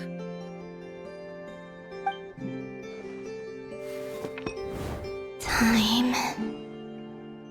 Even if no one sees what I've written at this moment, maybe someone will remember what I said after Moon Prayer Night. I need to write down as much information as I can. And maybe one day...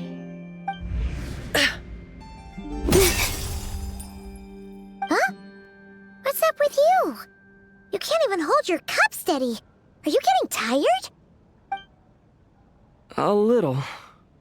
Well, you should probably hit the hay then. You've had a really tough couple of days for you.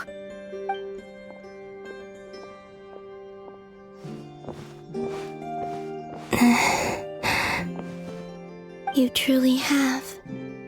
You helped defeat Rerir, helped me reclaim my name, and you helped the others organize Moon Prayer Night. Wherever you are right now, I'm sure you're still fighting against the injustices of fate. This is all I can leave for them. How I wish I could stay here. But it's time for me to go. I hope to see you again in the next time, and if the opportunity presents itself. I will surely return to your side. Huh. Columbina. She's alive. Not only that, but she's left us an entire wall's worth of clues. She even wrote down what would happen on Moon Prayer Night. It's just a shame we found it too late. I am here. Time in this place flows backwards. I am constantly moving forward. It sounds like she's found a way to influence the past using Kuvaki. But her future is our past. So, these words have been here ever since we defeated the Ray Hero Solnari. We just never discovered them. Which came first, the chicken or the egg? Do you ever mull over questions like that? Only when I'm in a good mood, and at leisure. Well, I never do. Everything that has happened already belongs to the realm of fact. As a business person, and especially an intel broker, what I do is extrapolate from those facts to try and read the future. An admirable philosophy. It's a means of survival. Let's go. We have a wall's worth of clues to share with the others.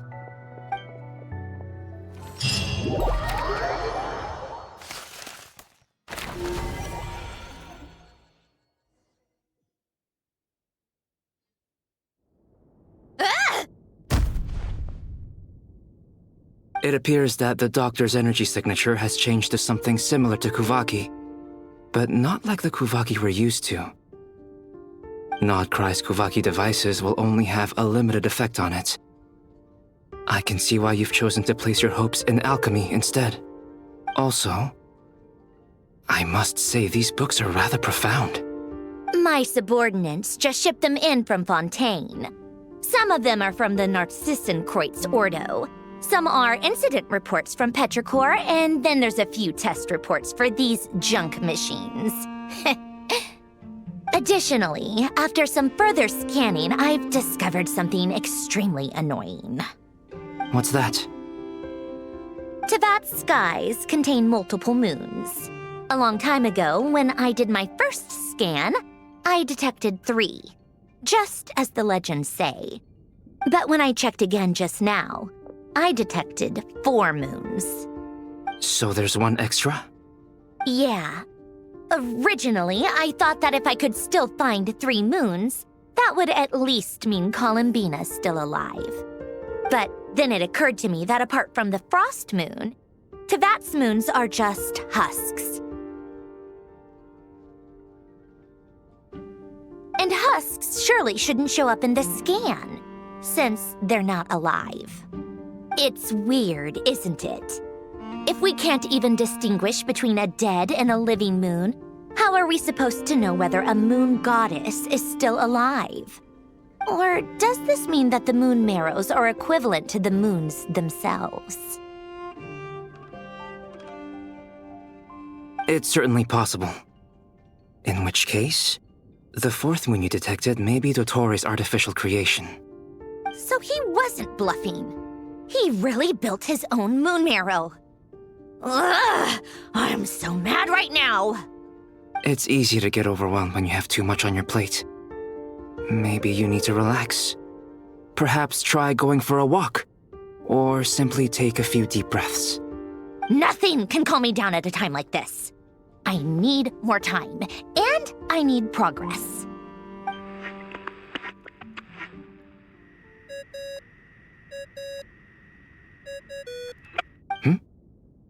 It's Mr. Flynn's. I really hate that ringing tone. Ugh. First the 4 orthants of the Narcissenkreuz, then moon marrows. Now what? Oh, sorry if we're disturbing you. Might I ask what's troubling you? What do you want? We're busy. Are you still at the Curatorium of Secrets? Yeah. Look, everyone else is still out, so there's no hurry. Plus, I'm busy, so I would appreciate if you gave me some space. Even though we have crucial intel to share? Fine, I'm listening. Do you intend to share it via the Dodo communication device? Ordinarily, I would, but this is a unique situation. I think it's best that we discuss it in person. See you at the Curatorium.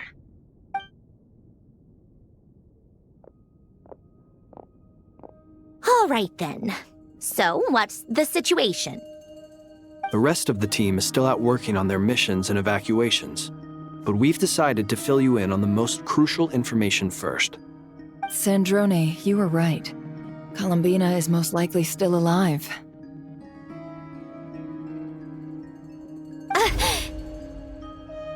That's the best news we've received in a while, by a long way.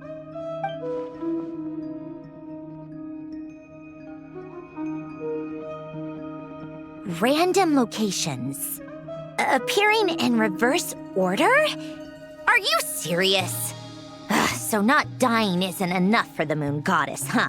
She has to show off too. Anyway, does this mean we can deduce her condition from the moon marrows? Miss Androne, there's nothing wrong with simply admitting that you're happy to hear the good news. I'm not. And she's the least of our problems. We're facing a huge crisis. If she can't control the flow of time in there, she's just gonna keep moving backwards. Different points in time won't intersect, and she'll never find a way out. Let's say life begins with a drop of water. When did time begin? The moment this planet came into being? No, that's not right. Her final destination would be the moment at which the space she is in was created. But it doesn't seem like we can influence that space from the outside world. So how can we help her? Also, if she's alive, Rerir and Thalindus might be too. But as far as we know, neither of them have come back out. That space may not have an exit at all. I'm afraid I must concur with Miss Nefer in this. Can't exactly argue with that. Let's leave it there for now. I've taken notes on everything you said. Will it help with your research? I doubt it's gonna help with breaking Dotori's energy fields. But who knows when it might come in handy. Better to have it all written down than try to remember everything when I need it. All right, I need to get back to my research. Mr. Albedo has made a lot of suggestions that will require my undivided attention. Sure, I'll stay here. I have things to work on.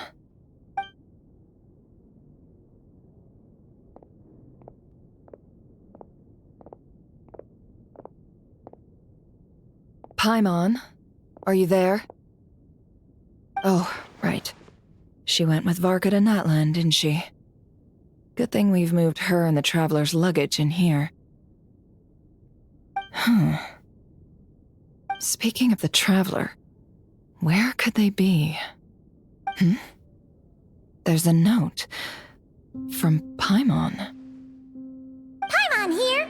Not in at the moment, but if anyone needs to borrow her stuff or the Travelers, go ahead and help yourself. Paimon won't be mad. Also, Traveler, if you get back before Paimon, make sure to get some rest. Paimon misses you a lot, but put your health first, all right? How sweet. Well, since you offered, Paimon, don't mind if I do. This is the Traveler and Paimon's luggage. All the items they use day to day are here. It's well organized. I wonder which of them is responsible for that. What do we have here?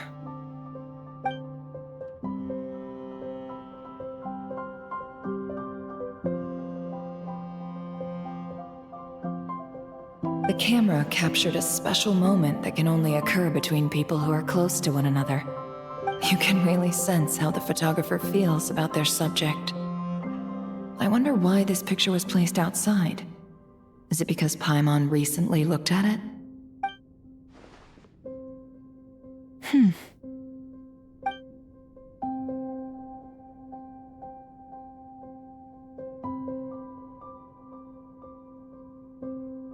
This must belong to the Traveler. Perfect. I'll use this. Hang in there. We'll find you.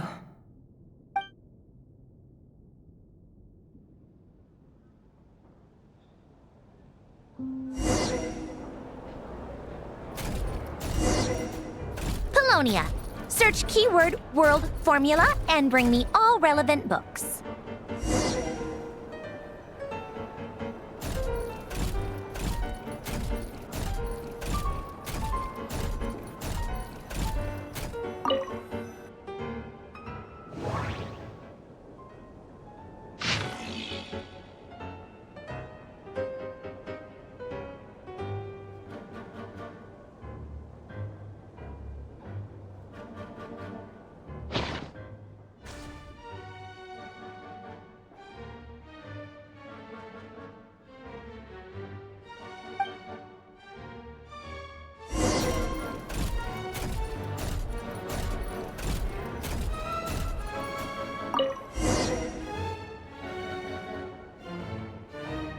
Let's see.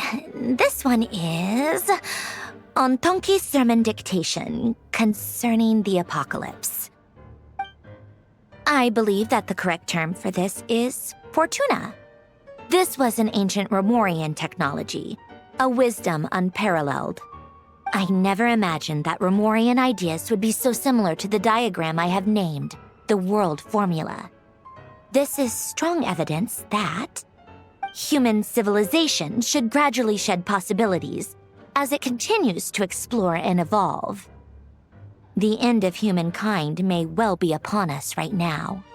The sparks of civilization shall run out, unless we consider introducing variables from outside the system. Variables. Surely that can only mean one thing. Descenders?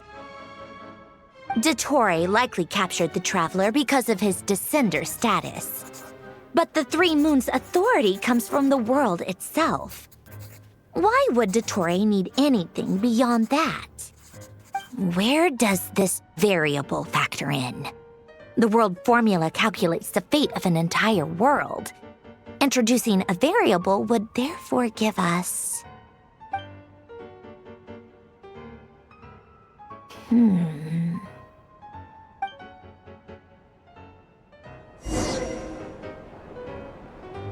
Polonia, search keyword pathway and bring me all relevant books.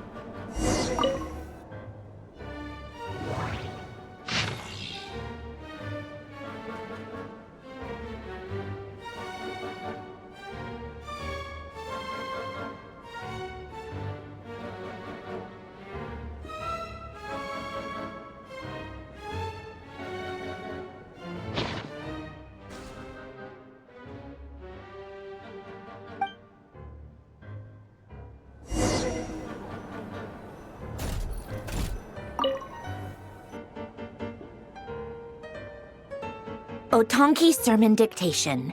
Explications on the Chemical Marriage. These titles are pretty esoteric. Observe and compute the pathway displayed in the guidance diagram. Deconstructing and reversing its effects could generate potential ideas. So, it's one of Renee's draft lectures. Deconstructing the pathway. I suppose that could lead to a breakthrough.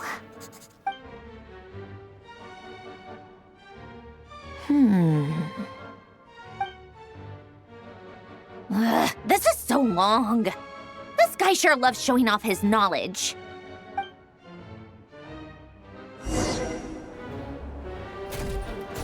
Polonia, search keyword tree model and bring me all relevant books.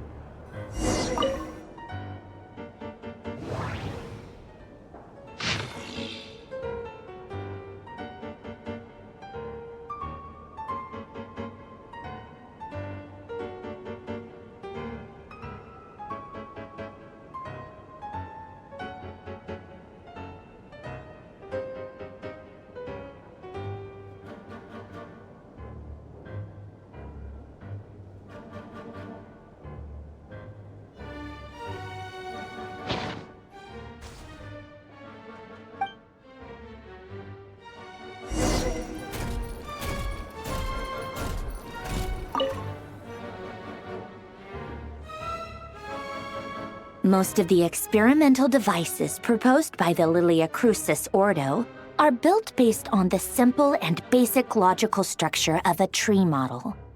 Lilia Crucis. Guess they were trying to cover up the name of the Nautitzenkreuz Ordo? When Duke St. Germanus departed, he said, "It seems that there's no going back." Alas, he is only a genius when it comes to machines. In all other things, he is but ordinary. Excuse me? I'm sorry. That's just ridiculous. What kind of book is this? Great Detective Herlock, the Alchemist and the Clockwork Saint? Isn't this a novel? Come on.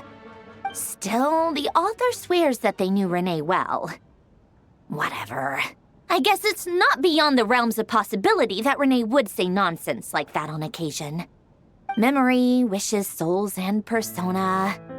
Frankly, this sounds more like occultism, but if Albedo vouches for it, I suppose there must be some alchemical basis to these techniques.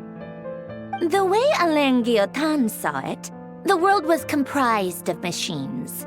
The universe needed machines, and thus his technologies were created. That's why I was born. René, his full name was René de Petrichor, if I recall correctly. Sounds like he and the town must be intricately connected. That place was also the source of most of our information regarding Remurian civilization. Seems like some of his projects were based on their technology. The cutting of souls and storing them in vessels.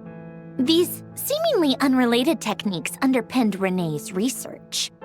Assuming that the 4 orthants correspond to alchemical categories. The chemical marriage model? Elen would have scoffed at that. He never would have let those theories or parameters anywhere near his mathematical formulas.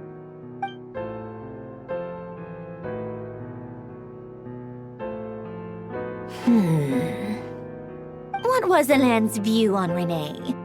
I know he mentioned the name, albeit very rarely. Oh, now I remember. Elen's old notes are here too. They mentioned Renee once. Renee seemed most out of sorts when he spoke to me. A lack of sweet foods has dulled his mind, I should think. Either way, his words are not to be believed. Yep, that sounds like Elen. My subordinates actually did a half-decent job digging out all these materials. Makes a change. Good for them. Some of Elen's old files are completely consistent with these records. He must have gotten them from the Tower of Gestalt. I never knew he got his hands on Renee's records that early. He may have kept them, but he never even attempted to use them. Didn't believe a word they said. Come to think of it, Renee's world formula was filled with calculations of constants. That shows he believed that the fate of the world to be predetermined. As for Elen... it's been too long. I forget what he said. What would he have said? A guy like him, fervent believer in machines, but not headstrong enough. The world can be changed. It is worth persevering. Yes, that's how he used to think at least.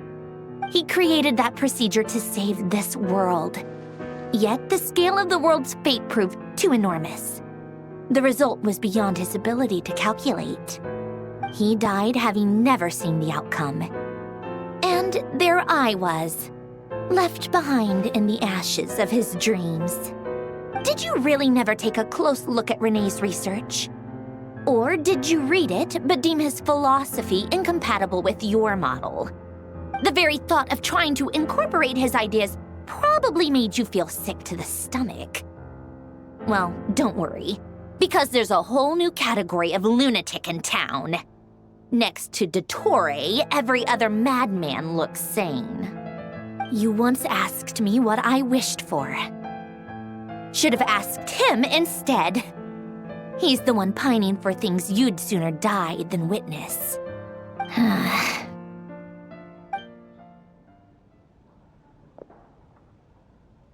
Even the tiniest variable can make big waves in the present. Now then, allow me to put these incompatible fragments together in your stead. First, establish and verify the existence of the Great Circle. Absolute nihil on one end, absolute reality on the other. Now, search between these two extremes. Then, the construction criteria. Variables. The sparks of civilization shall run out unless we consider introducing variables from outside the system. Input variables. Traverse the world, space-time, and civilization, then extract the essential nodes from the records to determine which variables they point to. The primordial power that differentiated itself from the void. The power of light. Yes, light. Records. Hyperborea. This is horrendously complicated. After all that, I'm still missing a few variables. I need to think this through again. How do you think it looks, Polonia? Like the frenzied scrawlings of a madwoman? Fine, keep it to yourself. It's not like you can talk anyway. I'll assume you gave it a passing grade. I jest. But true madness does often start with trying to save the world. What would Arlecchino and Columbina think if they saw this incomprehensible hen scratch? They'd probably have me institutionalized. So would Rosaline. She's been dead for a while now. When I close my eyes and think back, I can still see her face. And that enormous dress she used to wear. Such a bizarre choice. What possessed her? Oh, and the clack-clack of those heels used to drive me insane. No one's asking me, obviously, but I hope you all know that I never wanted to save the world. I'm not crazy. I don't have delusional ambitions, and that's a clinical fact. The world needs a solution, but I don't need the world's validation. It's the world begging me for answers, not the other way around.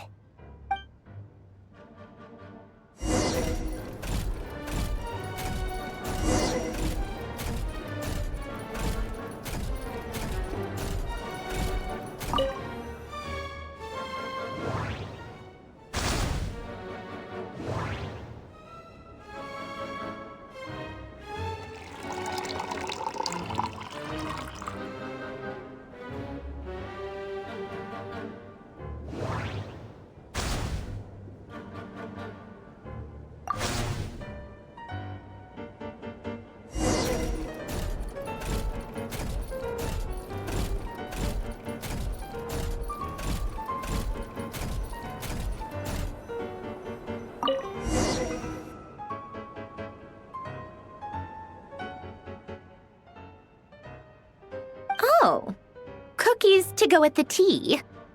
Let's see. They must be from that person who brought those documents. I see they're from Hotel de Boer. Something's written on the box. We are proud to present this homage to the Fortress of Meropede's fun-filled mill collection system. Fortune cookies. Have a lucky start to your day. Sounds like a dumb gimmick to me. Be early to bed and early to rise. Get plenty of sun and drink plenty of water. Then things will surely go well for you. What? Are you kidding me? Somehow I doubt that an early night and a glass of water is magically gonna save a world on the brink of existential peril.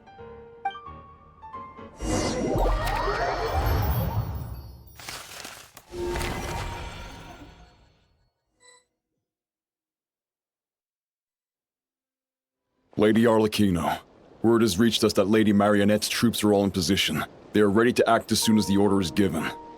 Excellent. The only thing is, they are fewer in number than we expected. It looks like many of them must have lost their lives at the hand of the monsters released by the Doctor.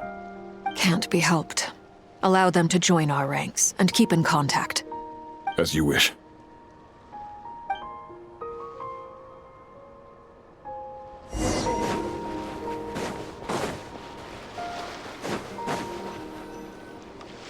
It's been a while, Arlecchino. You look well.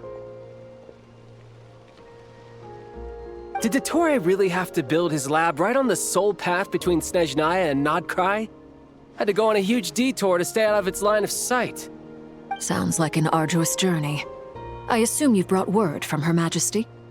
Of course, all part of the job. Firstly, the Tsaritsa has authorized Fatui Internal Affairs to review Dottore's case. They will reach a formal verdict on whether he has turned traitor and whether he poses a threat to Snezhnaya. While they're working on that, I've been ordered to come and receive the refugees from Krai. They are nearby. My team will escort you to them shortly. Great. Aside from that, Her Majesty has a message for you and Sandrone personally. Huh? Where is Sandrone? She stayed behind to work since I was making the trip anyway. It seemed sensible to have one person on standby at base while the other came out to meet you. All right, guess that's just how she rolls. In that case, tell her that the Tsaritsa's decree this time is pretty awesome sounding. I think she'll like this one. Still, I wonder what... Wait, what's that? Did one of our troops turn into a monster? Take him out.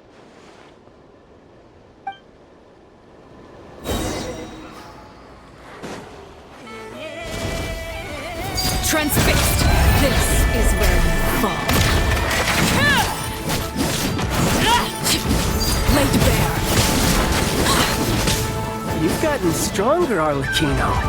Nice. Stop that right now. I appreciate the praise, but I am not fighting you today. I knew it. I can't believe it. He was a living, breathing human one moment, and the next? Another fine piece of work by our dear colleague, I'm afraid. What in the world has been going on in Krai? A lot. But long story short, Dottore stole 2 moon marrows that should have belonged to Columbina, then built a 3rd moon marrow of his own to concentrate the Trilunar Authority in his hands. What? What do you mean he built a moon marrow? People build roads and houses, not moon marrows. What's his next DIY project? He's gonna build a god? You could stand to be less surprised. We are harbingers. The work we are engaged in makes the creation of gods seem mundane by comparison. I tell everyone who asks that you once crossed swords with Rex Lapis while serving as a key supporter for Rosaline's plan. But right now, you're acting like a common adventurer.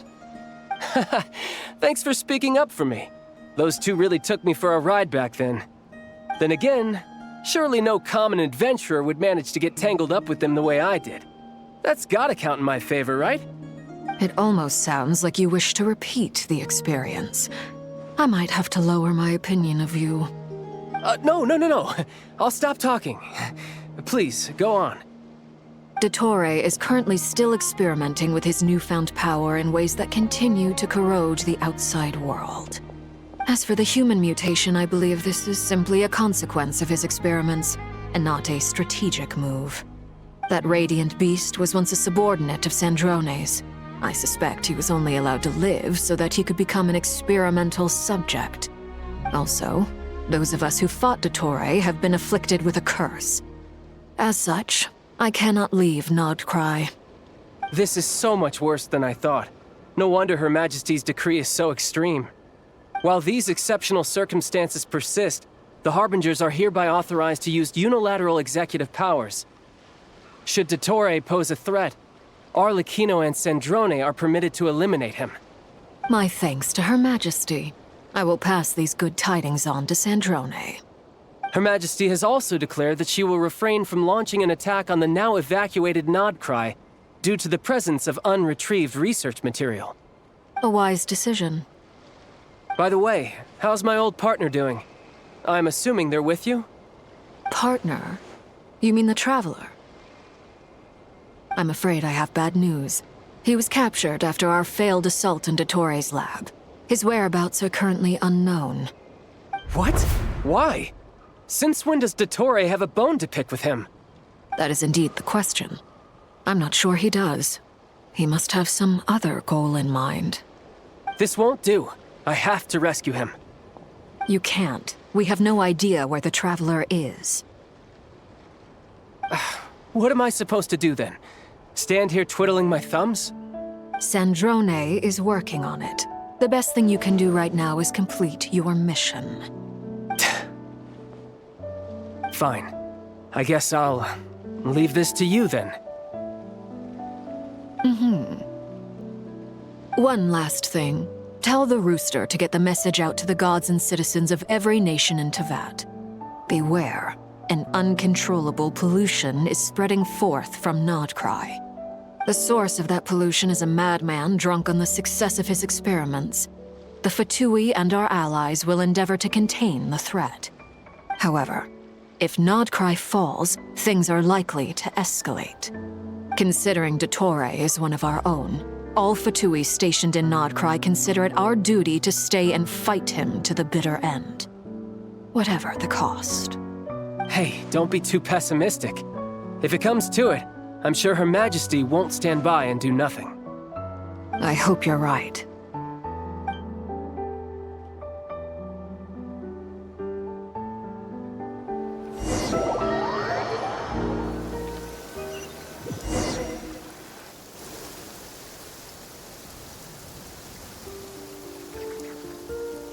You're right on time.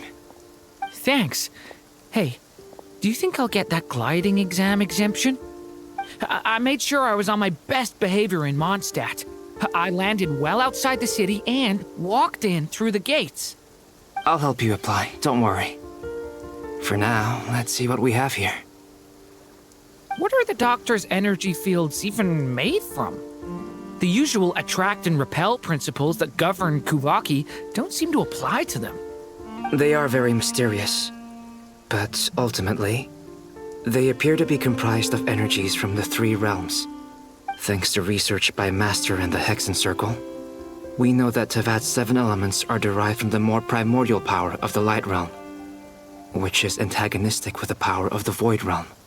Since you have the power of the Dragon Durin within you, I'm sure you can already tell that this energy field contains no abyssal energy. That's true.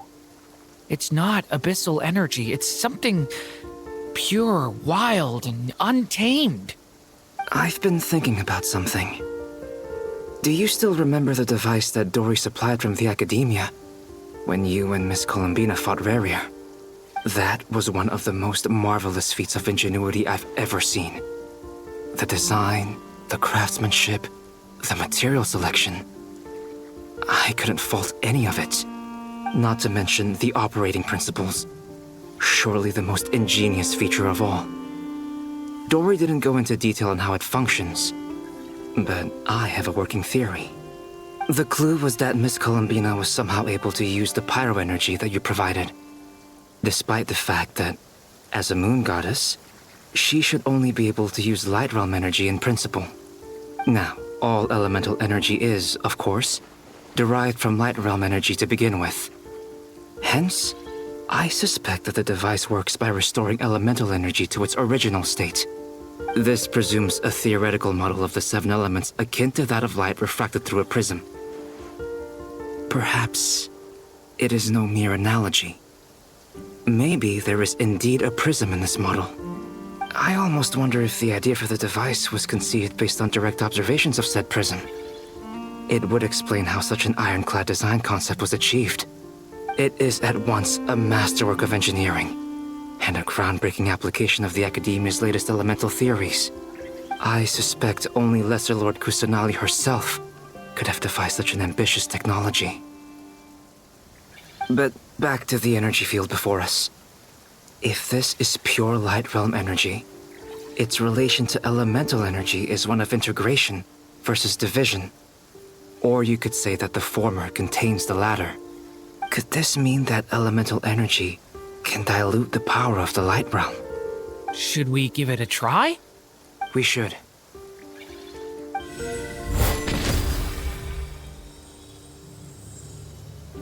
Ha! It works! Clear signs of disruption were detected at the periphery of the energy field. This indicates that elemental energy can disturb or even negate the field. Now you try. All right, here goes. It's working! Switch to abyssal energy and attack again. No surprises there. Abyssal power drains the energy field to a significantly greater extent. I now feel confident in asserting that the energy field is indeed pure Light Realm energy, and that elemental energy can dilute it. But the energy field is huge. How much elemental energy will it take to neutralize it? We don't have to neutralize it completely. We can try other approaches. That's all for theory. Would you like to continue watching? So you knew I was here. Huh? When did you get here? A while ago. But Albedo sounded like he was working on his thesis defense back there. Back in Sumeru. You can end a person's whole career by interrupting them mid-speech. Very thoughtful of you. I'm truly touched. Could I ask you to lend me a hand? With what? A little test. Try using Anima to unleash a concentrated assault with circular blades, with the goal of breaking through at a singular point. Nice! This time it tore through the field. Tremendous. This is a major breakthrough. Should we go through? We probably shouldn't risk having mutually antagonistic energies in such close proximity. Durin, you stay here and watch the entrance. Hat Guy and I will go in to investigate.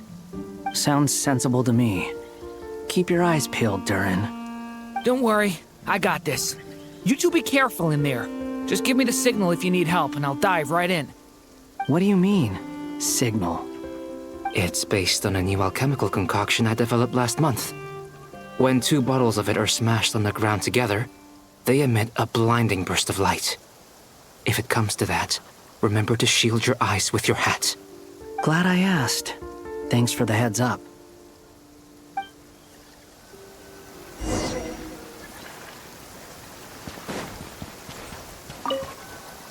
Like I thought. Beyond a certain distance, we can't see the opening where we came in. Maybe that's to prevent people from escaping. Sounds like Dottore style to me. Not much has changed. Things are basically the same here as they were before the energy field appeared.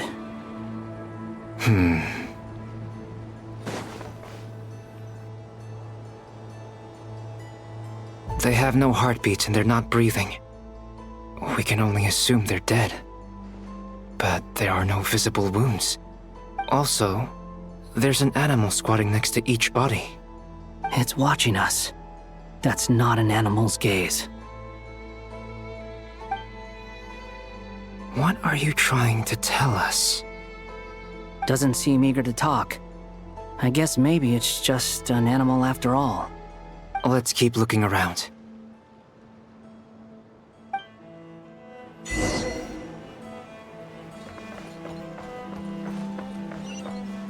Quit following me. Search for it. Same situation everywhere. Not a living soul in sight. Just countless bodies with animals standing watch over them. Well, I think we can safely rule out the possibility that they're all pets. Is skirting around the topic your way of showing consideration for other people's feelings? Just being cautious. I don't doubt that you can handle the truth.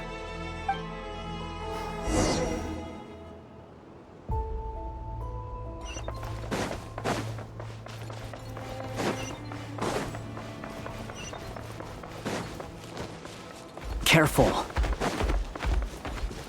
Please, help us. Please.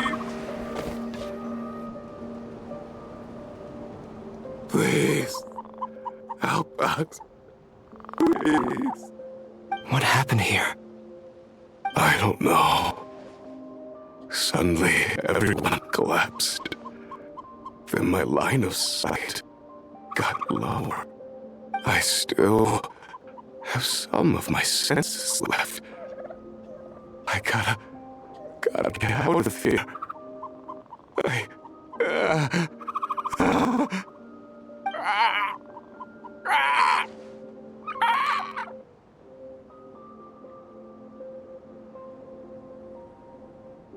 It looks like there's a huge experiment going on inside this energy field. Maybe each energy field is its own giant experiment. Vile. He's swapping human minds with those of animals. Even without the other circumstances, this would be an extremely radical experiment. Those people may have lost their sense of selves, but they are not fully animals either. If they were, they would have left. But instead, their instincts are driving them to remain by their dead bodies. We should go. No sense in sticking around here longer than we need to. Agreed.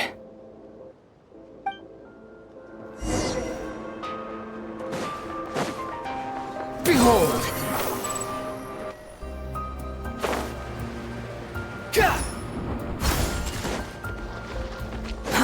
Till the wind rises.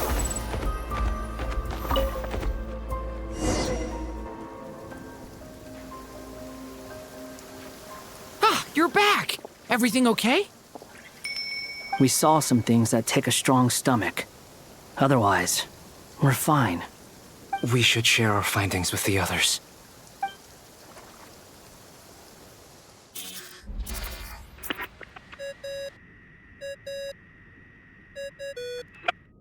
Yes? Who is it?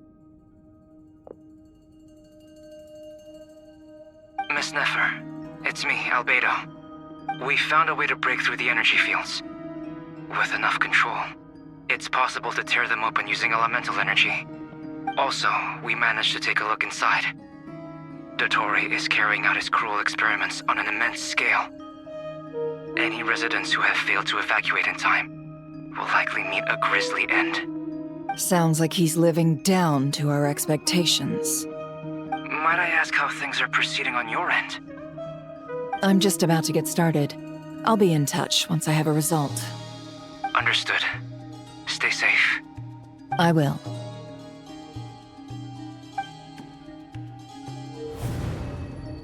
Well, Nefer, I'll link up with you once my tasks are complete.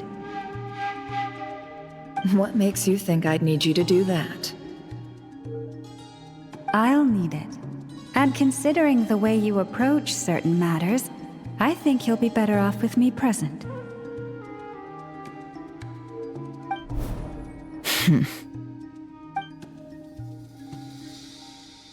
Let's begin. Entering simulation mode. A vast wasteland. Is this the Traveler's inner world? I was expecting something more vibrant, to be honest. Wait, someone's there. What are you looking at? In that case, I'll look at it with you. I want to know all about everything you've seen and experienced. Is there somewhere I should return to? Or should I stay here and be the hero everyone says I am? I don't dislike my current life. Roaming the land, fighting battles, accomplishing missions, earning a living, looking after Paimon. It's not so bad. I guess the only thing that's missing is that you're not here with me. This is the conscious layer, which contains a person's true feelings. It is filled with both longing and kindness.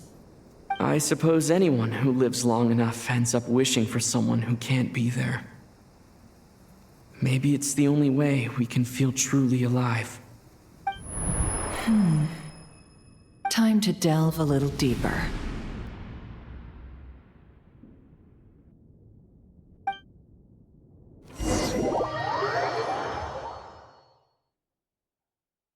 Nasha Town is hardly the optimal choice for a place to live, but it has character and a reasonable population density.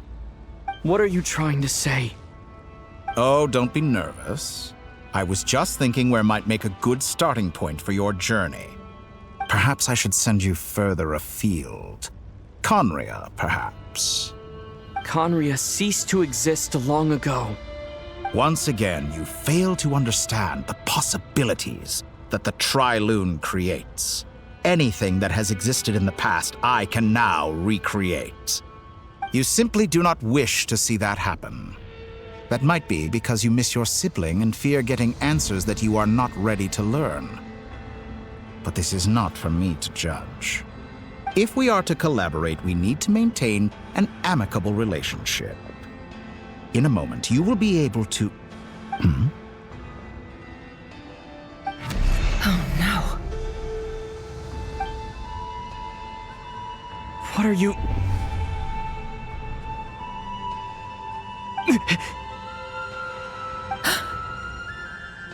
What are you gonna do? Don't move. Something unwanted has crept into... Oh? Gone as quickly as it came.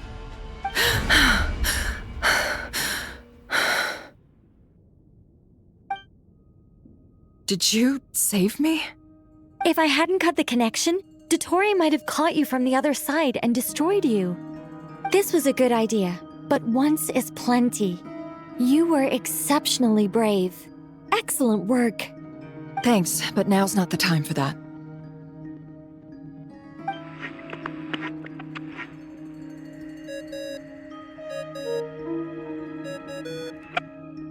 Albedo speaking. I think I know where he is. What is this endless darkness? I can't see anything, even though my eyes are wide open. But why? What happened? Ah, sorry about that. I take it you didn't notice. Just now, a friend of yours took a little peek into your mind. Could it be Nefer? How did she do it? Did she use something as a medium to connect to me? Do you think she's aware of your current circumstances?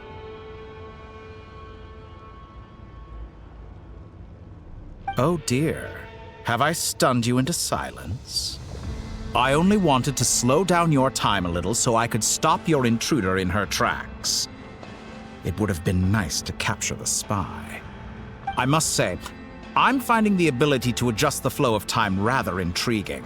The moment you closed your eyes, time seemed to grow impossibly viscous, didn't it? A whole month passed before you opened your eyes again, but only for you. No one else was affected. I dare say this is something only a god can achieve. Point taken. You've proven once again that you have god-tier powers. Oh, you misunderstand. This wasn't about proving a point. I was testing things out. I find I learn best by doing, and I have to admit, time is not the easiest dimension to control. I only wanted to make you sleep for a short while, but it ended up lasting a whole month. Clearly some finesse is required to wield the authority over time as I wish. I hope you're not angry with me. It was only a month's discrepancy, nothing too serious. Had I been off by a year, a decade, or even a century, that would have been quite a different story. You could have frozen me for millions of years. So much for collaboration. You aren't showing much sincerity. Millions of years? To what end? I wonder if you don't understand humans all that well. They are very pragmatic creatures who understand only that which they can perceive with their senses. If I had you sit here for a week, I imagine people might sympathize. But if I left you here for 100, 1,000, or 10,000 years, the sheer size of that number would cause it to lose all meaning to them. They would not have the capacity to comprehend your suffering, and thus they could not empathize. Unfortunately, while gods do exist in Tevat, it is ordinary humans that account for most of the population. Their lifespans are so limited, their bodies so fragile. Did you ever really hope that they could begin to understand someone like you? Your long life and unique origins make you fundamentally different from them. How long will it be before they start to treat you like the alien you are? Before you are ostracized, outcast? Alien? Even I feel bad for you sometimes. This world has made you into a slave. So many times you have served its will, and not once have the powers that be ever thought to grant you the one simple thing you wish for. You have been treated most unfairly. I can change that. I will grant you special privileges and give you back the status you rightly deserve as a descender.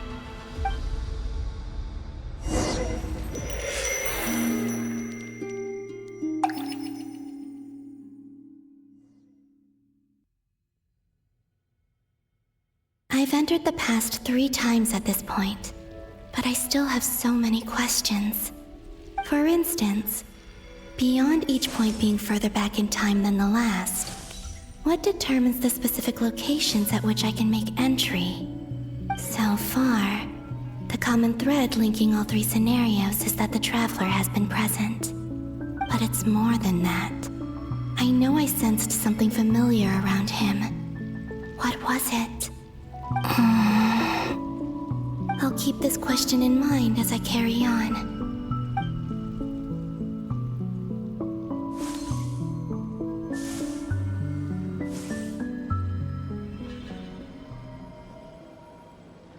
Humans, you never change. Always trying to use powers you neither comprehend nor control. This looks like Star Sand Shoal. Was this before Rerir regained his physical form?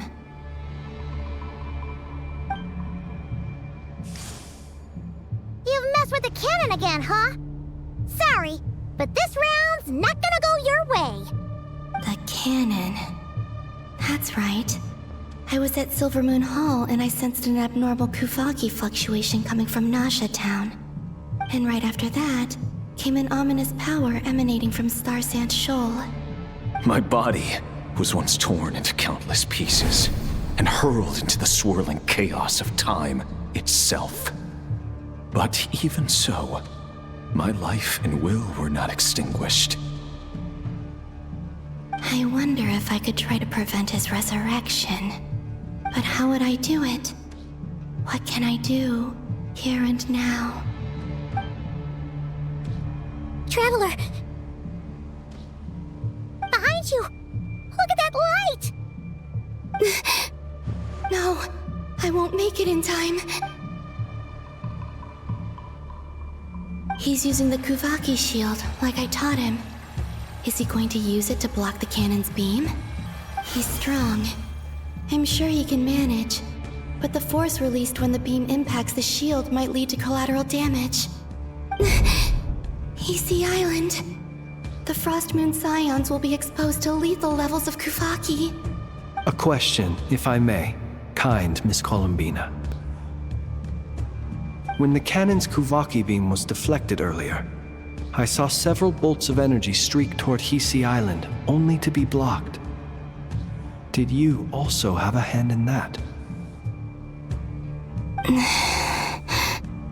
Maybe that really was me after all. Well, future me. But I don't know if I have enough power left.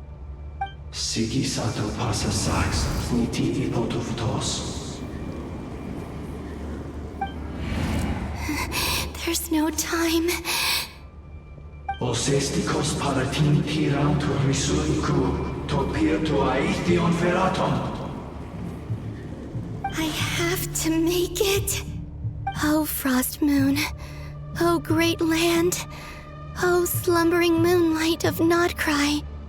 If you can hear me, if you can sense my call, then please, heed me once more!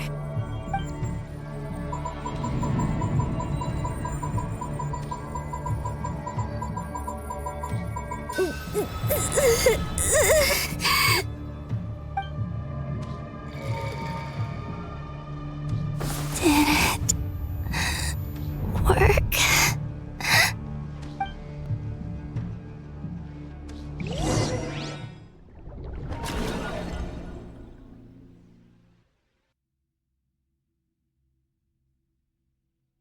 Hey, wake up. Hey, did you hear me? Columbina, I said wake up now! Oh, good morning, Sandrone. It's 3 in the afternoon, actually. And could you kindly not use my quarters as your personal nap room next time? But I feel so safe here. And your coffee, right? It's so bitter, but it smells lovely. It's like you were raised by wolves in a forest or something. What did you drink growing up? Grass tea? The Frost Moon Scions certainly led a more frugal existence than the Fatui. Then I'll bet you've never eaten one of these before. It smells delicious. That's because it's a Fontanian recipe. I had a little free time today, so I made a batch. Rosaline will be here shortly, but if you really can't wait, I guess you can go ahead and... Hey, at least let me finish before you start eating! Did the Frost Moon Scions not teach you basic table manners? Or did the rules not apply to you because you're the high and mighty moon goddess? These are so tasty. Of course they are. I made them. I was worried they might contain traces of machine oil. What?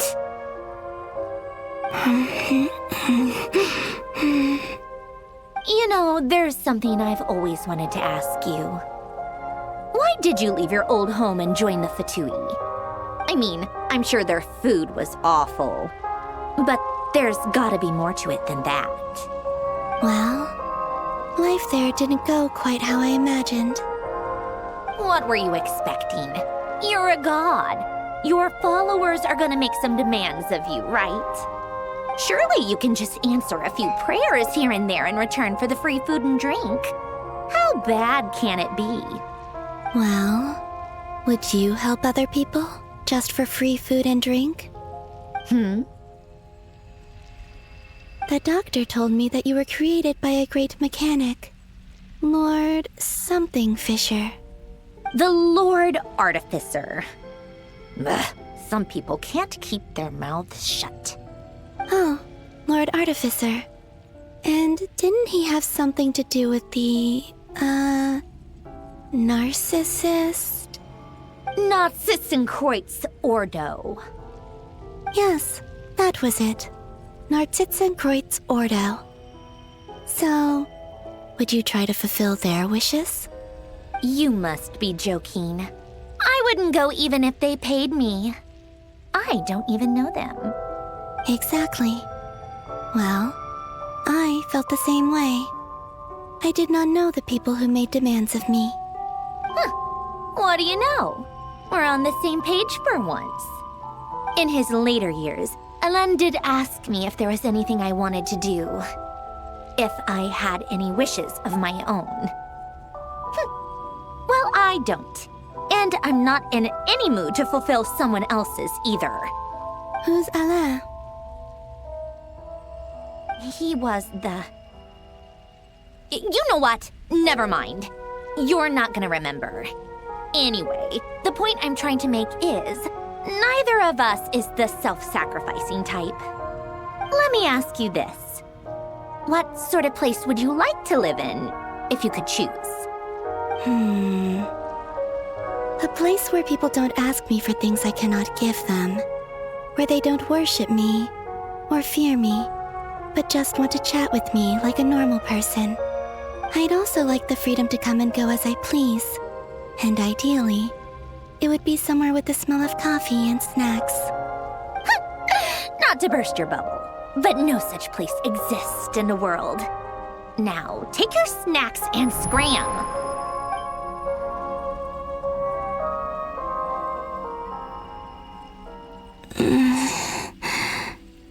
Did I pass out? Of course. I'm back here again. I dreamed of events from my past. Sandrone. Traveler. I miss you all so much. Back there. I guess I managed to harness all the Kuvaki energy on Hisi Island. But how did I do it? Time is flowing backwards here, and I can use that familiar power to enter the world of the past. That mystery ally everyone talked about. It was me all along. I can sense that there isn't much more power remaining up ahead. What lies at the end of all of this? Will time keep flowing into the past? And will I ever find my way back?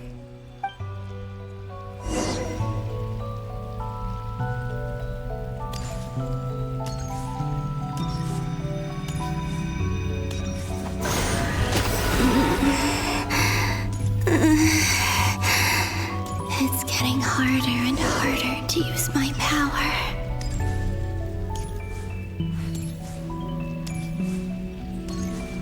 I'm no match for the Abyss in this state.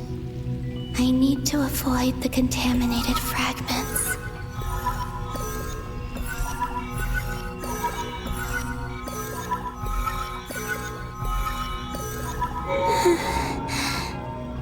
Time to go.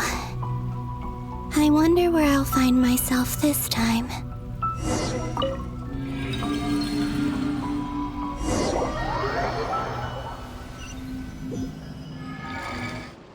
The Final Night Cemetery.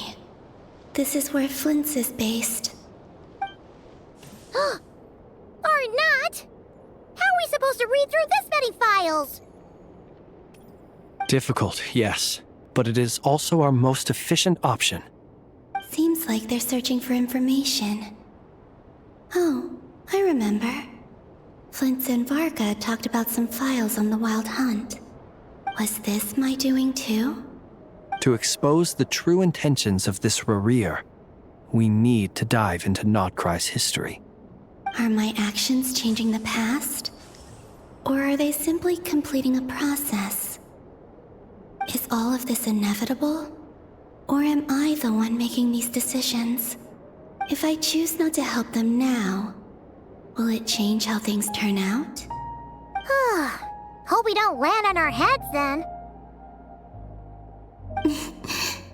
They're my friends. I can't not help them.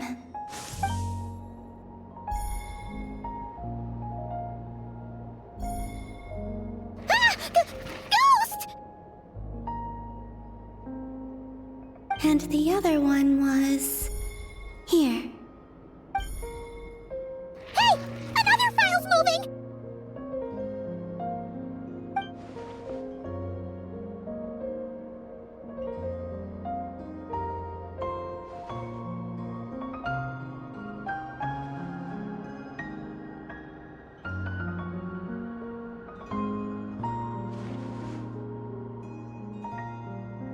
That should do it.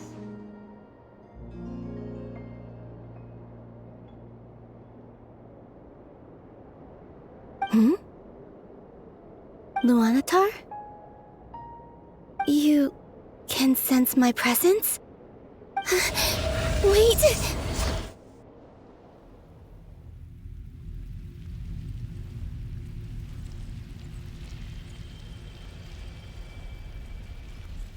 Luanatar. So she's that familiar presence I've been sensing all along. She's always been by the Traveler's side. That explains why the Traveler has been there each time I've entered the past. But why Luanatar? Is it because she has a connection to me as the Moon Goddess's familiar? If so, why not any other Kuhenki? That's...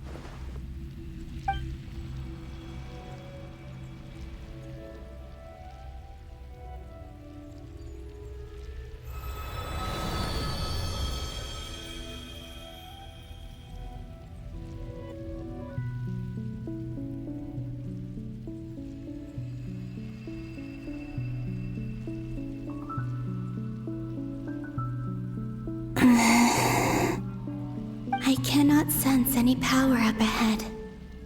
Just a void, stretching out into infinity. This is likely my final chance to enter the past. It's now or never. I have to find a way back.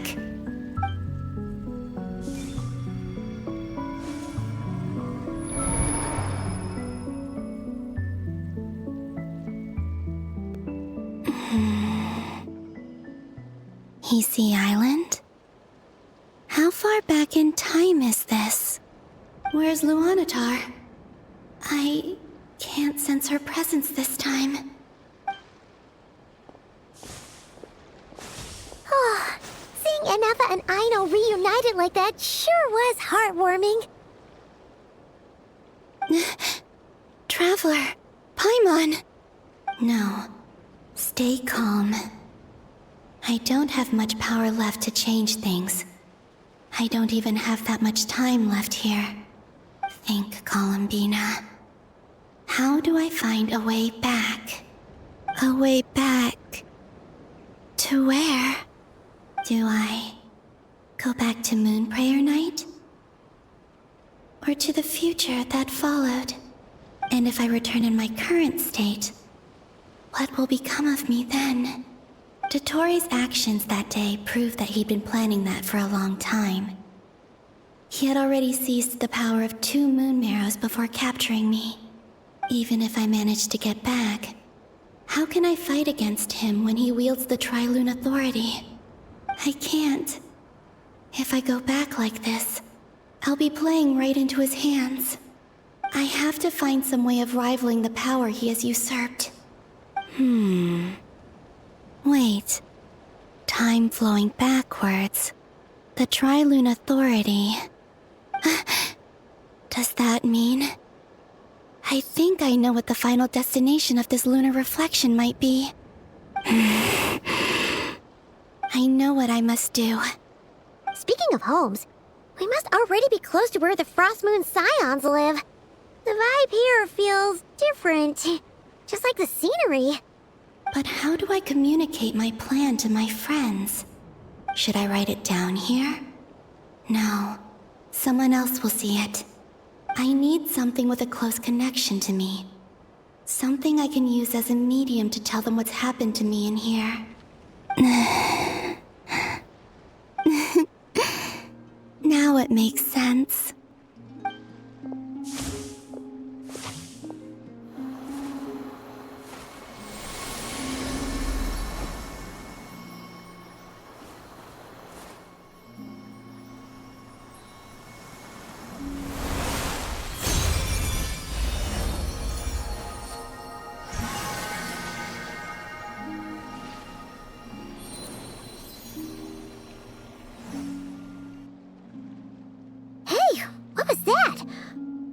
Some sort of breeze blew by, and then the petals suddenly turned into...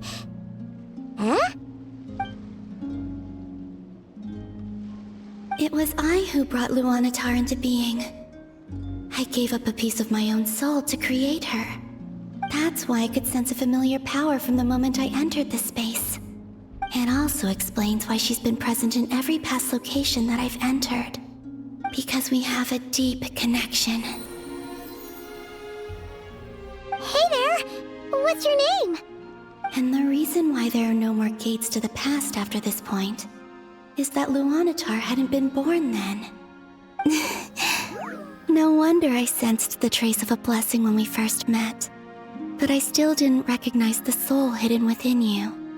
Back then, I was just a little lost dove. I had yet to become Columbina Hyposelenia. Go on now. We've got stuff to do. Best you find someone else to hang out with. Hey, you scared it off. I'll be counting on you. Remember to stay by the traveler's side, guide him, and help him in my stead. Oh, and bring him to the garden where the moon prayer blossoms grow. There's a little lost dove there who will need his help.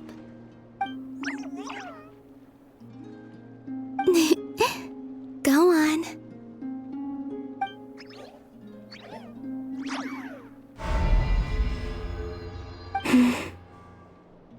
You too.